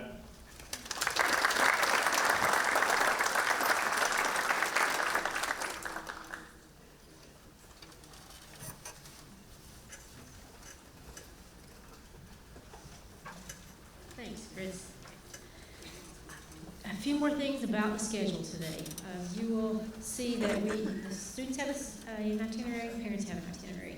We are about to borrow your students for a couple of hours. At 11:30, they're going to finish, you're going to finish, you're going to be back together, and then you're going to come back over here at 1 o'clock. I encourage you to come back over here at 1 o'clock.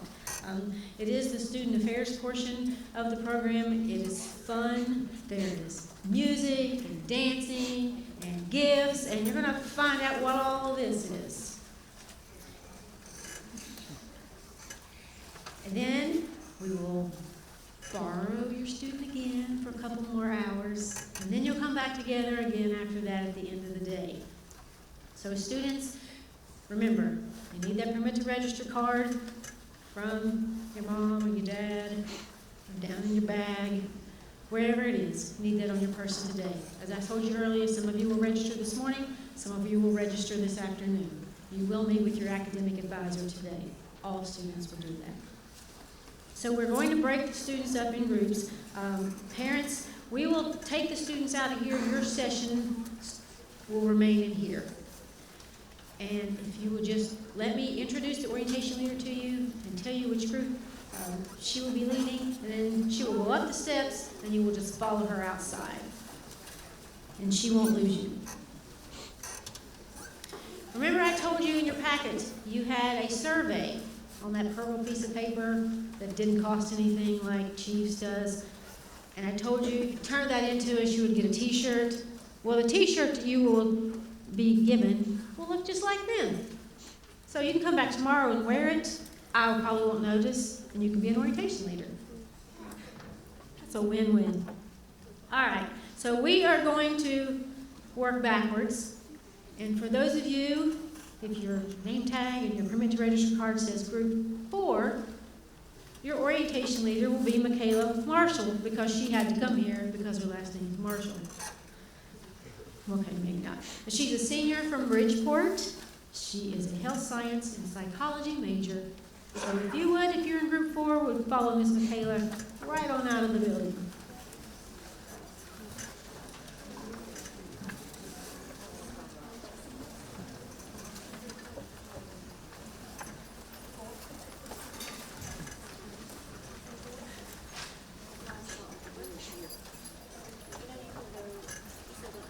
Don't forget, you need your lunch tickets.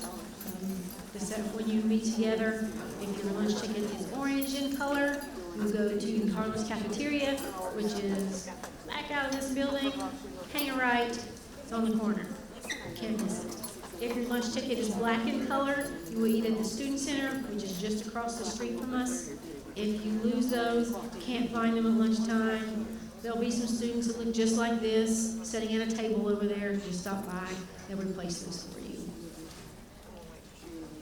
Miss Allison Hines from South Point, Ohio. She is a junior music and psychology major, will be leading group 3. So if you're in group 3, please follow Miss Allison out.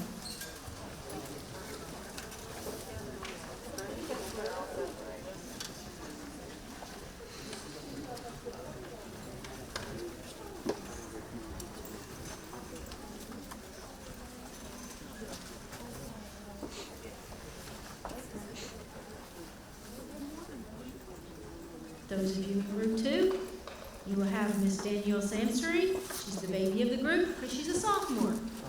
She's an athletic training major, and she's from Atlanta, Georgia. So please follow Miss Danielle out if you're in group 2.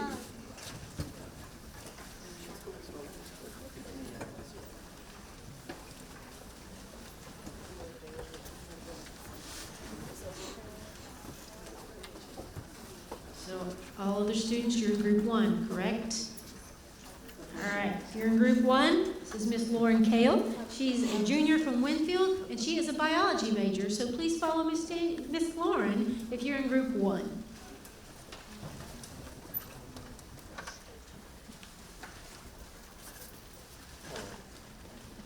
Okay, parents, just us now. Now you can breathe. We're going to take good care of them. Well, I am going to turn this program over now to Student Affairs. And it is my pleasure to introduce to you one of the Assistant Deans of Students, Ms. Michelle Biggs.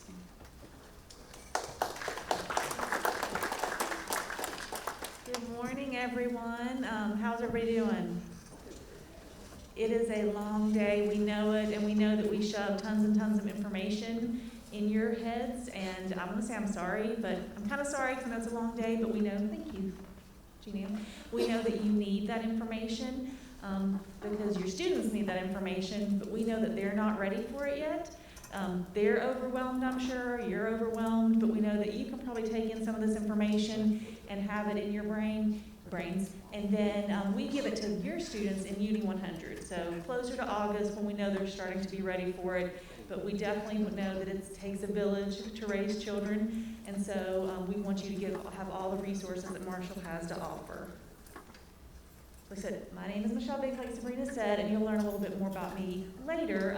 Kat Smith, who is our parent and family coordinator, was supposed to be here, but she is ill, and so I'm emceeing it for today, so she's a lot more peppy than me. So, but she is somebody that you'll want to connect with, and we'll have her contact information up a little bit later too. But this is the resource panels that we have available for you, with just some of the resources that we have available for you and your students. But first, I talk about FERPA. FERPA is the Family Educational Rights and Privacy Act. Who's heard of FERPA? Okay. Who, when their student comes to higher education, doesn't really like FERPA and what it does? One, okay, yeah. Usually there's a lot of hands. So FERPA is the act that has protected your students' records their entire academic career. It makes sure that only the right people can have access to those records. And you have had access to them. I know, I don't think my daughter had last year, but there used to be an app that I can get and I can check her grades, attendance, all that stuff. And so I could just see it and be like, Sydney, what's going on? But when students come to higher education, all that information becomes theirs. Now, who thinks their student is ready to have all that information and be in control of it all? Okay, there's usually a couple in the crowd. And I think that's great because all students are different. Some students are ready. Like my mom said, I was a 50-year-old woman since I was like 7. And so she's like, I've always just been that responsible. But I know my daughter, she's 17. She can't. I mean, I know she couldn't do that. So every student's a little bit different. And we know that some students are ready to take this on, but not all students are. So we still want to partner with families because we know that it does take everyone to help students, especially with transitioning to college. It's a big thing. Whose students just graduated like a few weeks ago?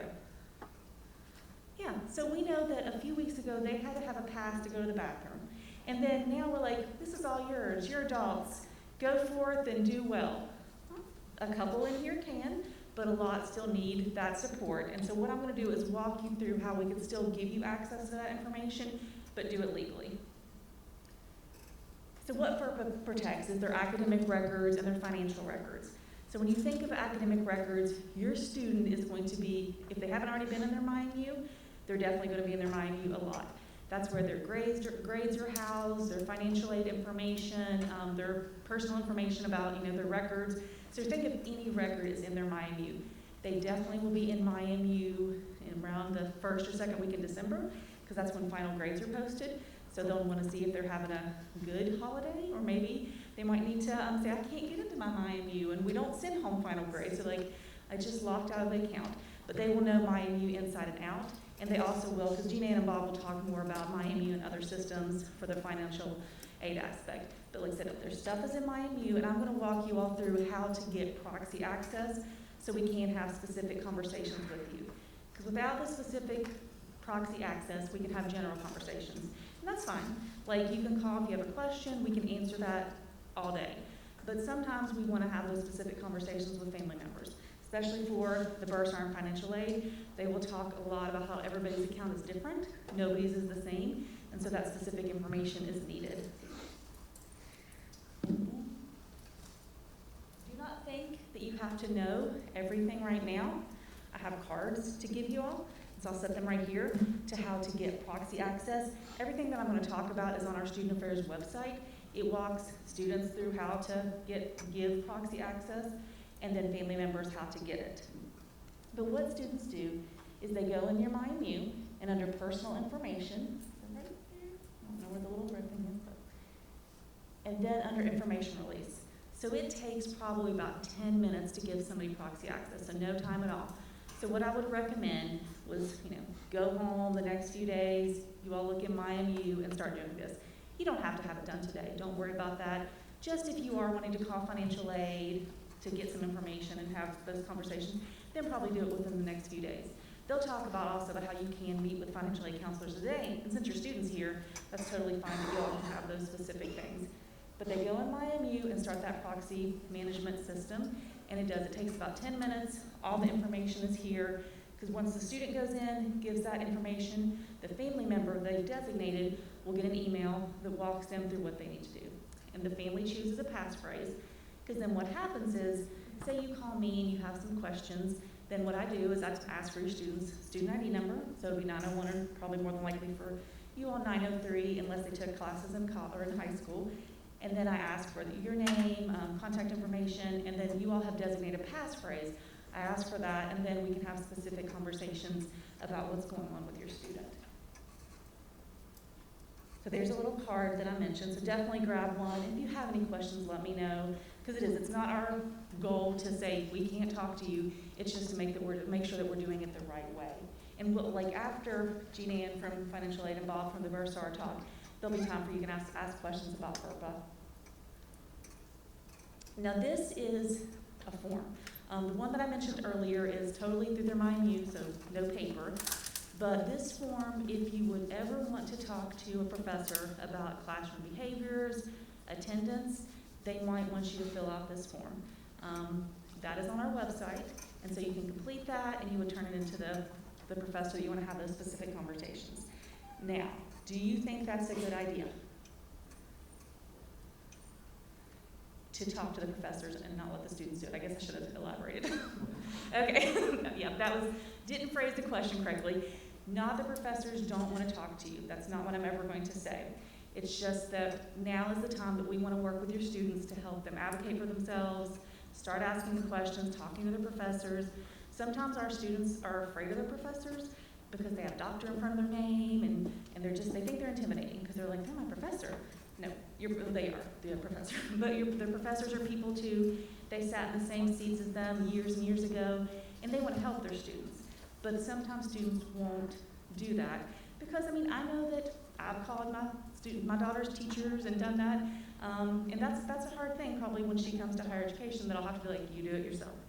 But if I were you, this is what I recommend, reach out to myself, reach out to Kat if you feel that your student has having something going on in their class, and we can work with your student to help them navigate that transition of talking to the professors. Most of the time they'll say they weren't that bad, and then they'll start going to their office hours, they'll start talking to them more, but it really is just helping them.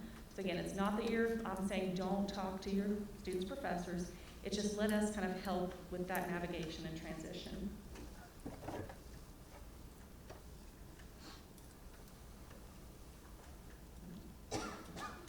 So that was just very quickly about FERPA. Again, grab a card, ask me any questions. We have a Q&A part or during the breaks, anytime, because we are here to answer any questions to make sure that everybody that has that needs access to the information gets it. One thing I did forget to say is that say if you did it tomorrow, it not renews, it goes away, I can't think of the right word, after a year. So if you just make sure that you do renew it every year, or there's a way to set the parameters to 3 years, because sometimes somebody will call and I'll say, well, I don't see that you have access, and they'll just have to go up and renew it.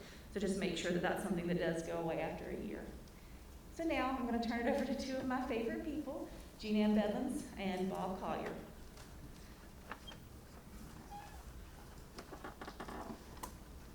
Good morning, everybody. It's good seeing you. Like Michelle said, I'm Ann Bevins. I'm the Associate Director of Customer Service in the Office of Student Financial Assistance.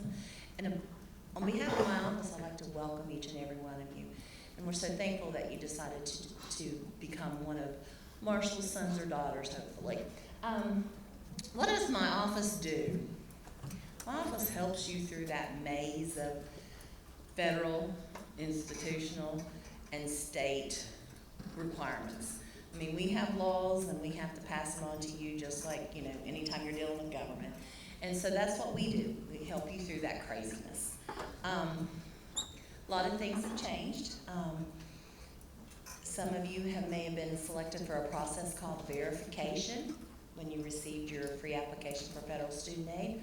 Well, 2 weeks ago, the Department of Ed said, I don't want to put families through that.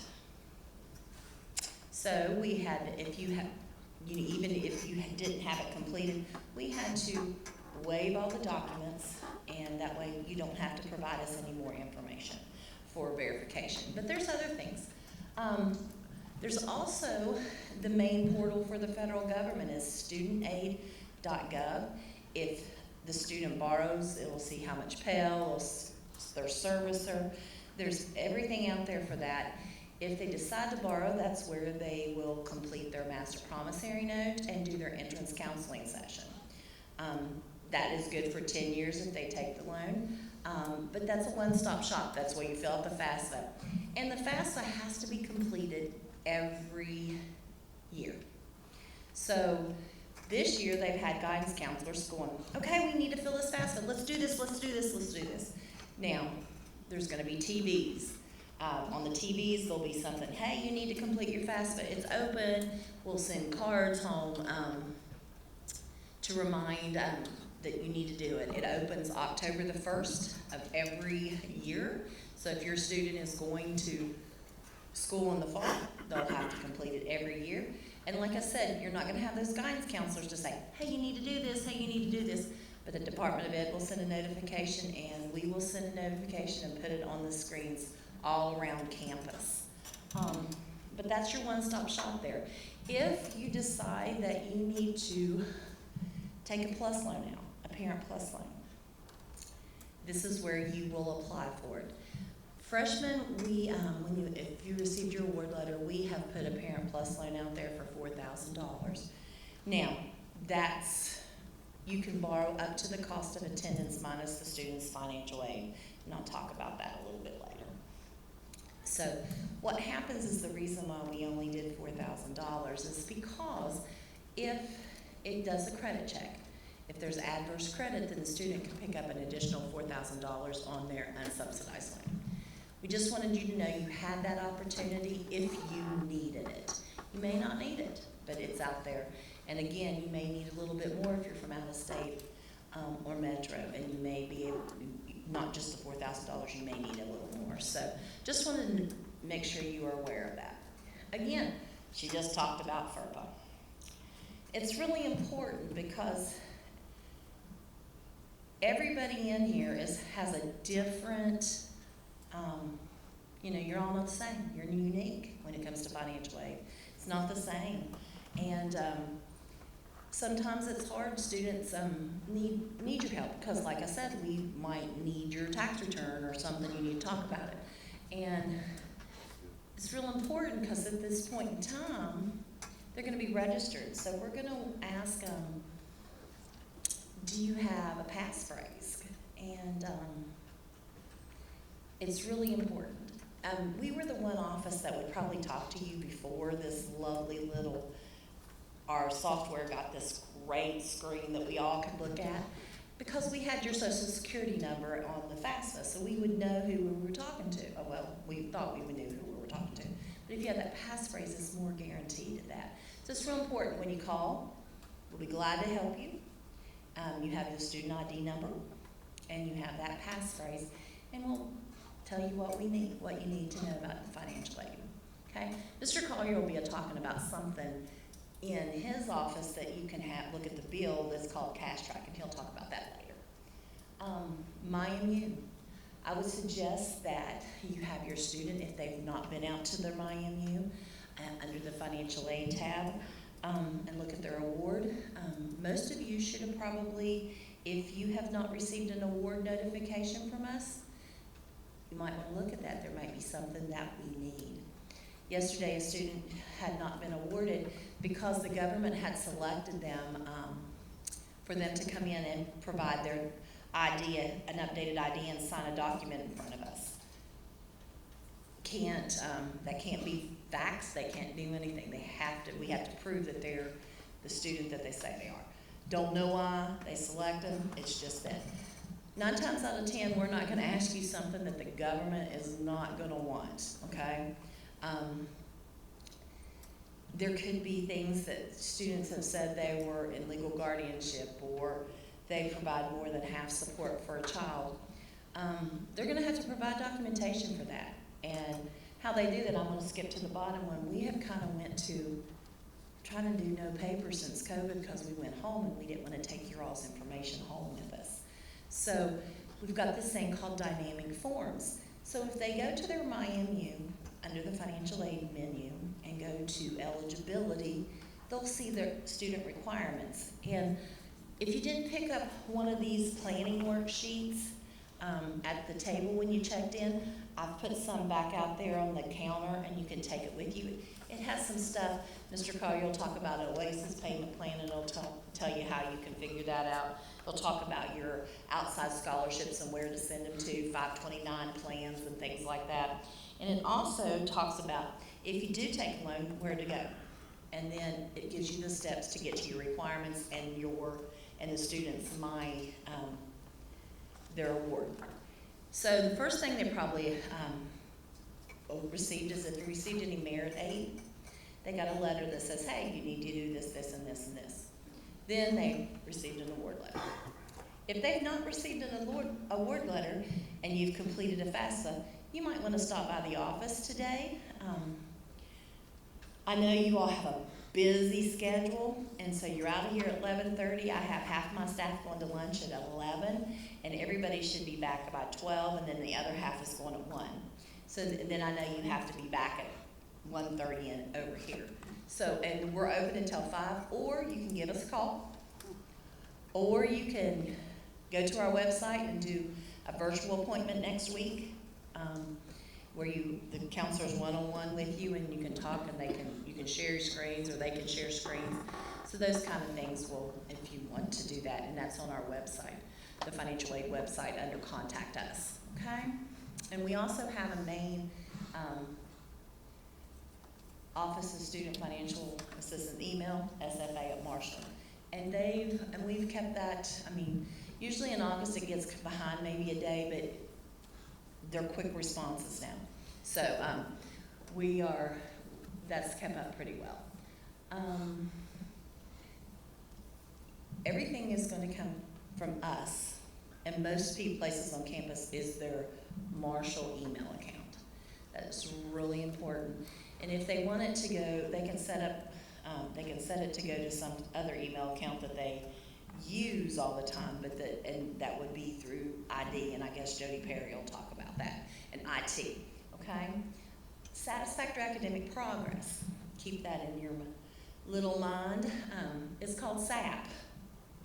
Have a lot of acronyms when we come to financial aid. Crazy. I mean, free application for federal student aid, FAFSA. We've got satisfactory academic progress, SAP. What that is the government has a rule, a regulation, a law, that we have to monitor grades every payment period. And every payment period would be like the end of fall, end of spring, and end of summer.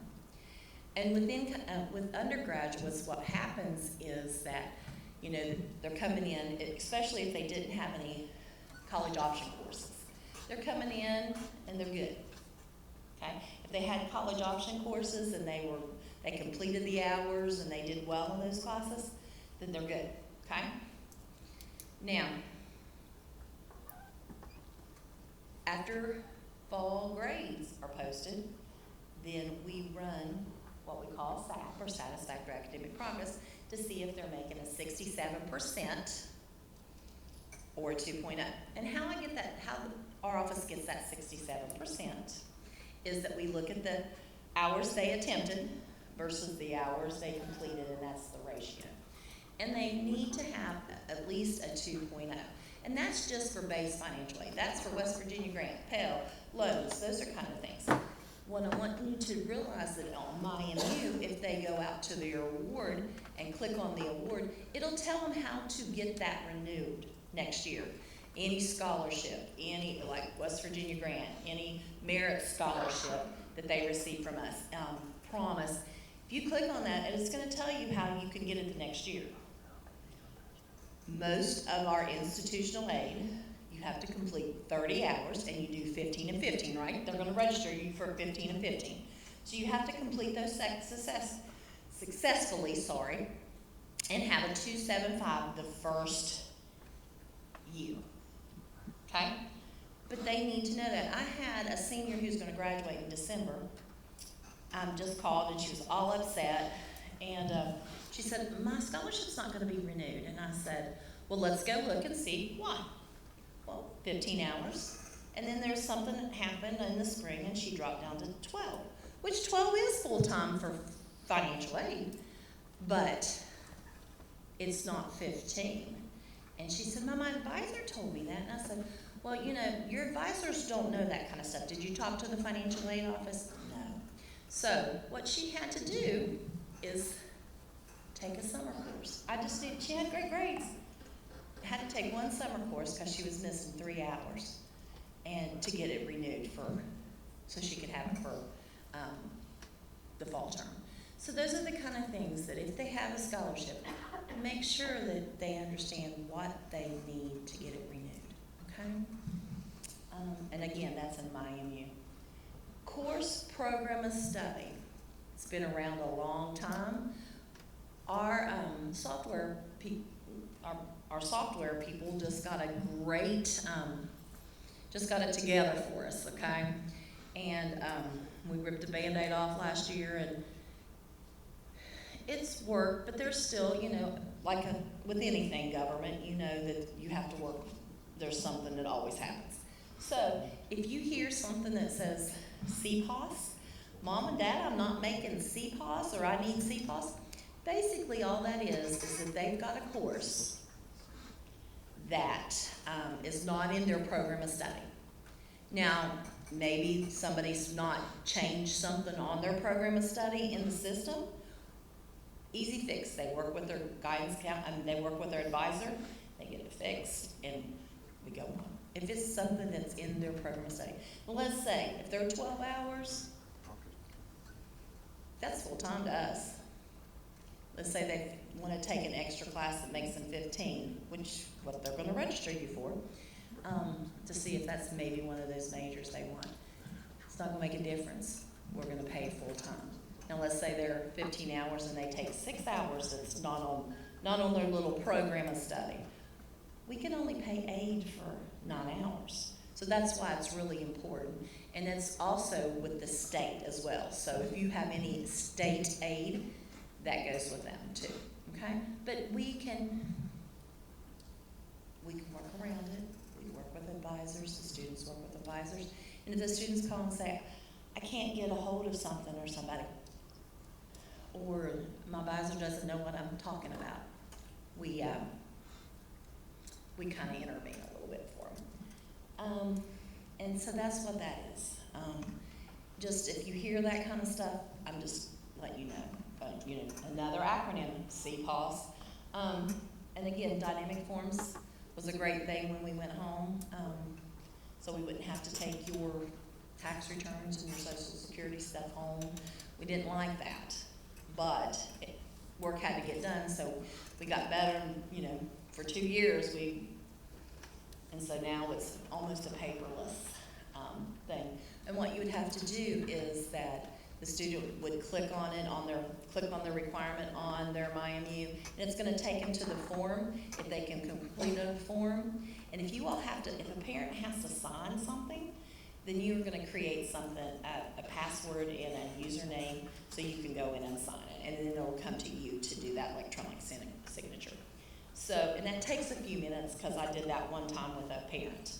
But remember, that was to protect you, okay? And it's been a great thing, because it just goes through the process. Once it comes in the office, it goes to the counselor. You know, a lot of times when paper starts coming in August, you know, it's there, but it may be on somebody's desk working on it, but it's right there. It's in the system, okay? And like I said, there's some things that you can't do, and there's most things that you can. But if you have to show us who, with an IDS statement, you have to show us a card, your ID card, and sign a form in front of us, that has to come right to us. And if you have to do that today, hopefully, if you haven't done that, hopefully you can do that today, and that way we can get your aid. Again, if you have not received, because you've been admitted, and if you've completed your FAFSA, you should have received by now an award letter. If you have not, you might want to stop by the office or make a virtual appointment next week or call, because you know what we're doing. We're doing orientation this week, and check on it, because that's really important. I'm not saying, because August, everything takes 3 times as long, because most of us are procrastinators, me including, because I became that way when I was in college. I don't know why. Start out well, never finish. I'm always the last person typing that paper. But a lot of things, like our returning students, kind of wait until August for some strange reason. So just if I'm trying to get you to be prepared and be done before August, okay? Outside scholarships, I want to talk about that. Outside scholarships usually come between July and end of July, beginning of August. Right now, if we get a outside scholarship listing, we put it on, and it's usually a day. In August, it usually, because tons of them come in, it may take a couple of days for them to show up on your MyMU, and we send you a revised award letter to let you know that. Be familiar with MyMU. Check every week in July, and to make sure nothing has changed, and in August before you come. And I'm so glad that you're here, because I really like talking to people. I did not like when we were in COVID. I did not like it at all, because I'm a people person, and I hope to see you, your student here in the fall. And if we can do anything, we're here until 5 o'clock, and we're in all name room 116. And I hope you enjoy the rest of your day.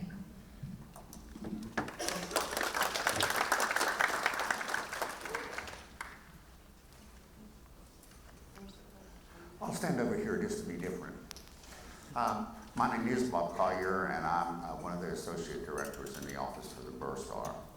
I like to get to know the audience just a little bit as I get started. How many people have heard me talk before? Anybody? Besides the people that work here, how many people? And no one's heard me speak before. Well, that's pretty good. I like that. Okay. How many first time you've been on campus? How many alumni do we have in the room? How many grandparents are in the room? Thank you all so much for coming today. I know we throw a lot of information at you. So all I'm going to talk about are those bullet points right here. My slide is not going to change. Now my job is just as important as Ms. Bevins, but I'm really trying to condense it down so you can just get the high level of stuff that will help you with the Office for the Bursar. How many people have heard the word Bursar before? Good, that's the alumni, most of them. The word Bursar, it derives from a Latin term which means keeper of the purse. So I have been known as keeper of the purse. I've been doing presentation for orientation 25 years. I've been at Marshall 33 years. So, or just about 33 years. So, you know, it's nice. I've been out with my family at restaurants in town, and people have come up and said, "You're the keeper of the purse." My kids usually put their head down really low when they'll say orientation. So, I mean, it's a way to be identified. I want to put a face and a personality with the Office of the Bursar. It's hard to have a job where you assess fees and collect revenue. We do so much more, but yet that's the main thrust of our job. So it is our responsibility to collect the revenue from the students that are here at Marshall. But we understand that we wouldn't have a job if it wasn't for you guys. So we're a service industry, and we're trying our best to show that industry to you guys. Show that we understand that to you guys. So let's talk a little bit about fee assessment. When we start fee assessment, we look at a student's residency code. West Virginia resident, a Metro student, or a non-resident student. Then we look at what program they're in, and then we look at what courses they're taking. So you can have two students from the same household in the same program, but their fee structure is going to be different because they have different courses. If they have the same course, it should be the same fee structure. But so there's so many different variables in fee assessment. I want to talk about the difference between a due date and a cancellation date. For those of you in this room, your students' fees are going to be due the second week of August, Monday, August the 8th through the 12th. My last name is Collier. If I had registration for this semester, my due date would be Monday the 8th. My cancellation date would be Friday the 12th. So depending on the student's alphabetic character and when that student registered is going to be that due date through that week. To keep things simple, if you pre-register for a fall semester, it's going to be the second week of August. If you pre-register for what we call a spring term, your due date is going to be the second week in December. That's Marshall's Christmas present to everybody in the room. Then, if you pre-register for any summer terms, your due date is throughout the month of May. Okay, I want to talk about Cash Track, and that is Marshall's payment portal. It's all electronic, it's 24/7 most of the time, 24/7, and you can go in and look at your student's account and see what the balance is, what the due date is. You can sign up for parking citation or parking permits, pay parking citations, whatever you need, you should be able to log in. Your student should give you access under your own individual username and password. That way we know who's making the payment for that student. Now that's separate from FERPA, but the reason it's set up is because of FERPA. All right. How you get Cash Track. You can either log into our website, which is www.marshall.edu/Bursar, and or you can go into my menu, click on the Cash Track link. It is a bison or a head of a bison with hoofs after it, and it says Cash Track on it. And it's a hyperlink, so you just click on it, and it'll take you right to the site. Payment options. We have all kinds of payment options. You can pay by credit card. You can pay by debit card online at the window. There is a 2.25% processing fee that's assessed to every transaction. Our processor charges that to us. The fair thing for us to do is to pass it to the consumer that uses that option. If you use an electronic check and pay online, or pay cash or check at the window, there's no additional charge.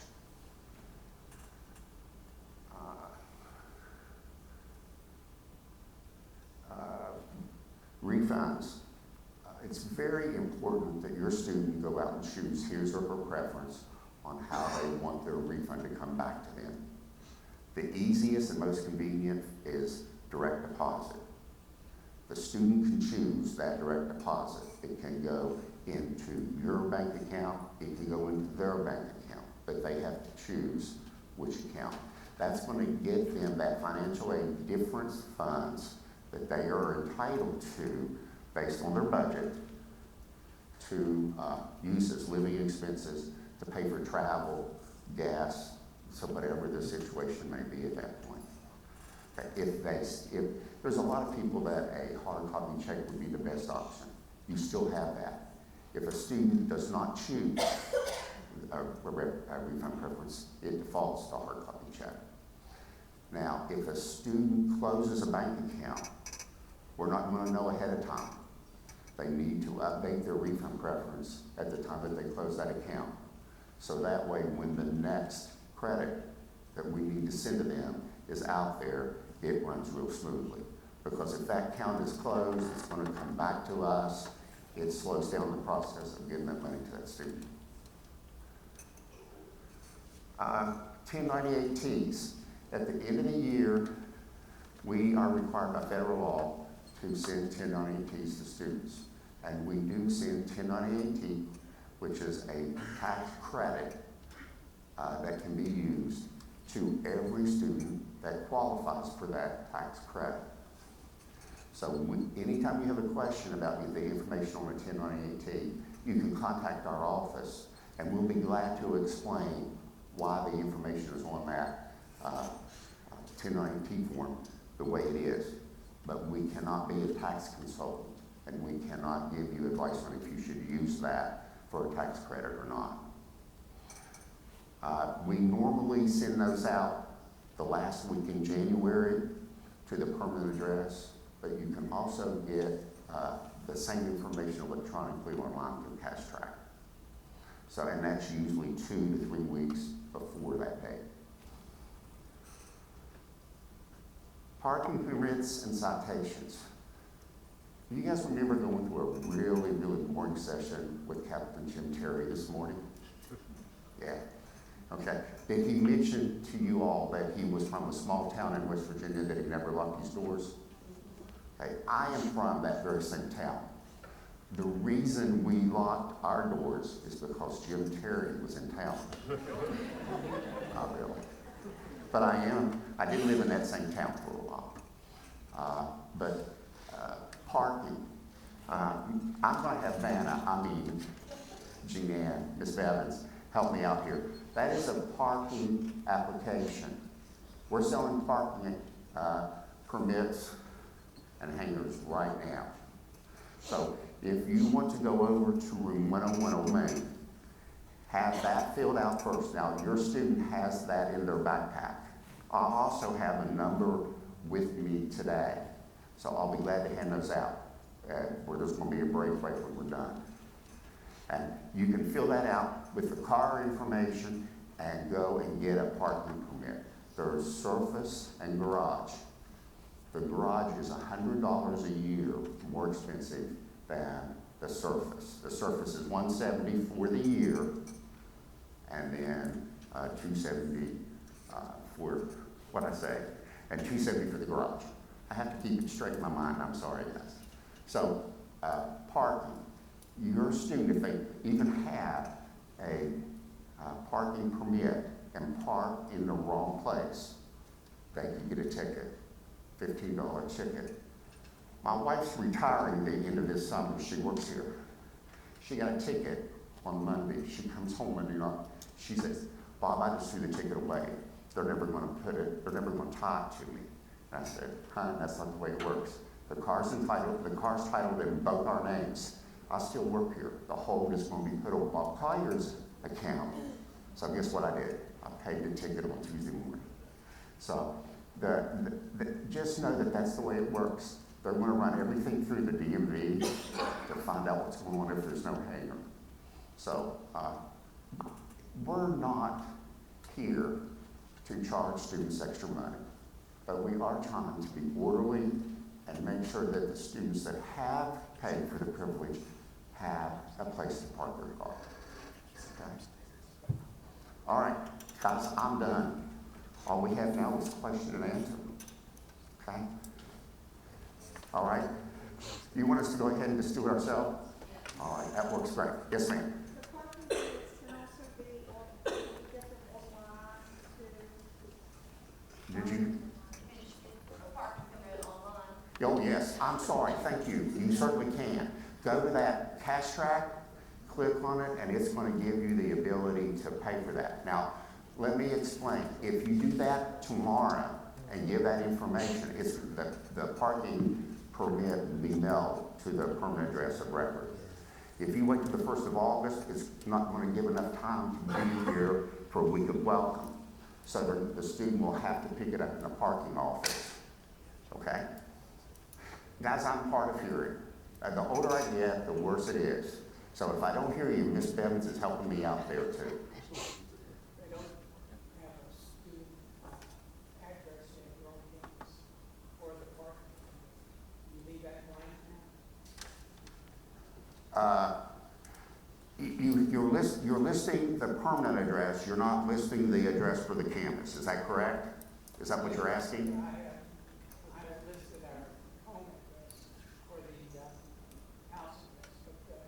But, If you don't know which room they're in, that's fine. oh, is that for, okay, Okay? All right. That's fine. As long as we have that permanent address, then they'll have someplace to send that sticker hanger if you do it electronically or through the mail.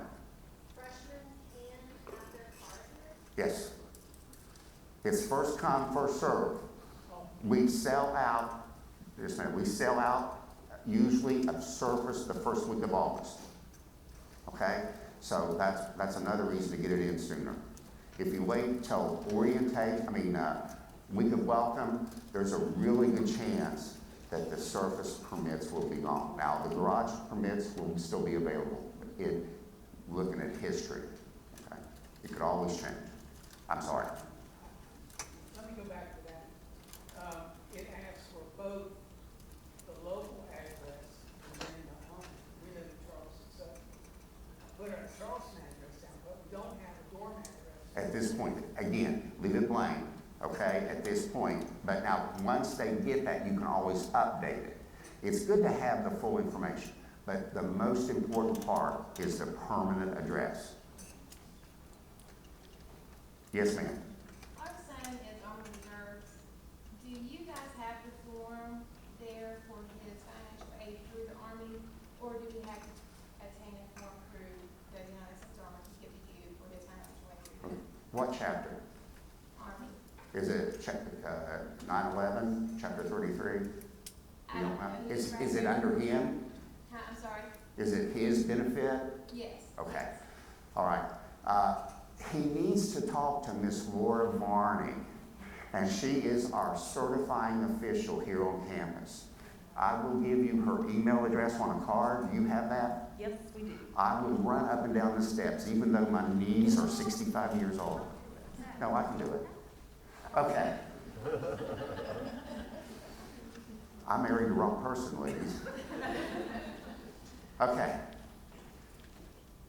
And get a hold of Miss Varney, and she will help you with that. Miss Varney is working off campus right now for personal reasons, but she's responding really, really quickly. Okay, I tell you, I'll come right back to you. Yes, ma'am. What would be the possibility of meeting with financial aid today, someone? We're open until 5. They're open until 5 o'clock. Room 109. 116. I'm sorry? My room is 116. Oh, What are you saying, 109? don't ask. Room 116 Old Main. Room 101, and that is correct, Old Main. We are both in Old Main. Okay, in your students' backpack there should be a campus map, if that helps. This is my first time through this, there with. No, you're fine. I just wish you would take the hat off. No, I'm teasing. I'm teasing. It doesn't bother me at all. Cash flow wise, anything that's a scholarship, or stuff like that, comes directly to the school, we don't have paperwork and reimbursement. That's correct. What happens is that if you have any type of financial aid, The earliest we can pay it per government is 10 days prior to school starting. So it pays to the bursar's office. So the bursar's office will take their money out, and if there's any difference, it'll be sent to their refund preference that Right. Bob talked about. Really important to make sure they do that. Okay, I want it to go where the student wants it to go. I don't want it to go where we want it to go. And direct deposit is probably the best, the Oh, it easiest is. things, because that'll be the quicker that you get it, because snail mail takes a while. You know, there's some things that I still haven't received because it's stuck in Columbus somewhere, and because I'm an Ohio girl, and they said, well, we sent it. I still haven't received it. That's her So, fault. She should live in West Virginia. I'm sorry. It is what it is. I go across the river to pay metro fees. And one thing I'll suggest too, we've had a few people say, do we have to fill out the FAFSA if we're not going to be getting aid or do anything? I recommend, and I think they probably do too, is even if you don't think you're going to be doing anything right now, complete the FAFSA so that's out of the way, because you never know when a situation might change, circumstances. There might be a scholarship that a student qualifies for. Well, financial aid doesn't know that unless the FAFSA has been completed. And then there's also the private scholarship portal. So both of those things, if they're completed, then it's a lot easier when we're trying to work with a student, especially if there's a situational change that's already done. So a lot of times when there are situational changes, they might be a little bit stressful. And so we want to have that completed so then your student doesn't have to, and you all don't have to worry about that, it's already done. And then things might need to be updated a little bit, but at least that rigorous process is out of the way. And I think there was. And I'm going to piggyback on that real quick, because I forgot to tell you two things. On the back of the form there, we have our foundation money, which alumni donate, and we're able to give scholarships. There's a form. It's not a paper form, it's an electronic form. The web address for that scholarship portal is on the back of those forms that I have put back there, okay? It's on the second page at the bottom where it has our contact information. And also, she talked about things changing. Life has changed a whole lot in the last couple of years. And income has changed, and people have lost jobs and gained jobs and maybe not had the same amount. But when you completed your FAFSA this year, you used your 2020 income. Now, if your 2020 income was low, or than what you made in 2021, or what you're estimating in 2022, then you want to come and talk to the financial aid office. There's an appeal form that says the reduction of income. There could be, people could have retired. People could have away. There could be a lot of things that's in that. So before you do all that paperwork, because it's going against what the government says, but we can do that. We have to have documentation for it. And before you do all that, why don't you, talk to the financial aid office, because, if you have an EFC that's $100,000 and you lost $17,000, that's not going to change your award. But if you have an EFC that's $7,000 and you lost $17,000, that's going to change that estimated family contribution that government thinks you all can pay. So, check with the financial aid office. If something happens like that, there's always something that can be done, okay? You just have to document it. And again, let me say that we have staff at 11, 12 o'clock when like if you go to lunch or whatever, or meet up with your student, 12 o'clock I'll have full staff, and then 1 o'clock again it'll be half staff. But we're still there. It's just at 12 o'clock I have everybody there, just so that's the time I think people are going to show up. Maybe not, but that's how it's been the last 2 days. So if you need to see us today, we're there until 5, and we have counselors there. But again, around lunchtime, it's half staff 11 and half staff 1. And only room 16. I'm sorry, sir. I didn't mean to interrupt you. Oh, no, you're fine. You mentioned the private scholarship board. I was just curious how that's applied, and is it refunded, or I'm not talking about the promise or anything like that, but something that's more like it goes. Again, everything pays to the bursar's office. Once the bill's paid, if there's anything left over, then they send it to the refund preference. Yes, we would just pay tuition, and whatever the scholarship takes care of would just come back. Mm-hmm. Okay. if you pay tuition, I mean, but like I said, financial aid is gonna pay tuition first. And then it should show up when you get your bill in July. Your financial aid should be on there. It tells you how much you owe for their bill, okay? Tuition and fees and room and board, okay? So it's all. Direct costs. You're gonna get a one bill, and we do still send out paper bills. Now, eventually, I have a feeling that's gonna go away. You'll probably have to opt into a process to get a paper bill, but it hasn't yet. So what will happen is you're gonna get a bill sometime in July that will be due that second week in August, okay? But you can go on Cash Track right now and look at what your students' fees are based on the courses they have at the end of the day, and room and board assignment. You can pay too, we'll take the money. Not if you have financial aid, they won't take your money. Oh, that's true, don't, wait till AID's out there. Wait till AID's out there. Let me explain the OASIS payment plan a little bit. I kind of skimmed over that. The OASIS payment plan takes whatever balance is not covered by financial aid. Say, for instance, you want to take all the free money, the grants, the scholarships, and not take any loan money and pay the rest out of pocket. All right? You can do that. You can cancel any loans that would be out on your student's award and just pay the difference out of pocket. And if you want to split that up into 4 payments, if you're like me, I'm financed. Anything that I can pay later and I'll have to pay a fee on, I'm going to do that. That's the way I like it. And there is no fee on the OASIS payment plan, but you can split that balance up into 4 payments. If you sign up on the OASIS payment plan tomorrow, you have to pay the first payment the day you sign up. Your second payment's not going to be due till September, the middle of September, the middle of October, the middle of November. Then for the spring semester, it's January, February, March, and April. All right? But just remember, the first time you sign up on that OASIS payment plan, and you can wait till August the 12th to sign up on it if you want to. Okay? But don't wait till the last minute. But if you can wait that long and sign up for it and do it that way, so that your payment would be due August, September, October, November. Hey, All Bob, right. I got a question. Let's say that scenario you just used. What I do wrong? No, I'm asking for me because I'm thinking I've never thought about this before.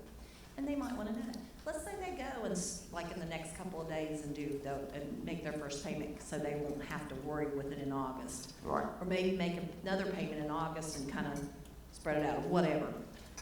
What if a scholarship comes in? What happens then? Like they have more financial aid. What happens then after they've already paid their payment? I think I know the answer, but I'm like, I don't know. We're not going to give any money back until fees are paid at 100%. So in the case that Vanna just mentioned, we would make sure that 100% of fees that are owed to the bursar's office are paid, even though you signed up for the OASIS payment plan. All right? We're not going to give, there's one exception, and that was COVID money. I'm praying that there's no federal COVID money given to students this semester because COVID money was required to give to students even though they still owed us a balance. And that's really confusion on both parts, our part and the student's part. Why are you sending me $3,000 on a refund when I still owe you $1,800 on the OASIS payment plan? Okay. So there's always an exception to my rule. But pre-COVID, and hopefully from now on, if you would get a scholarship late, we're going to pay that outstanding balance before we would send any money to you. Good question. What I was thinking is like, let's say the student owed $3,000, okay? And they've already signed up and paid so much of that $3,000. You divided it by 4. They paid that first payment.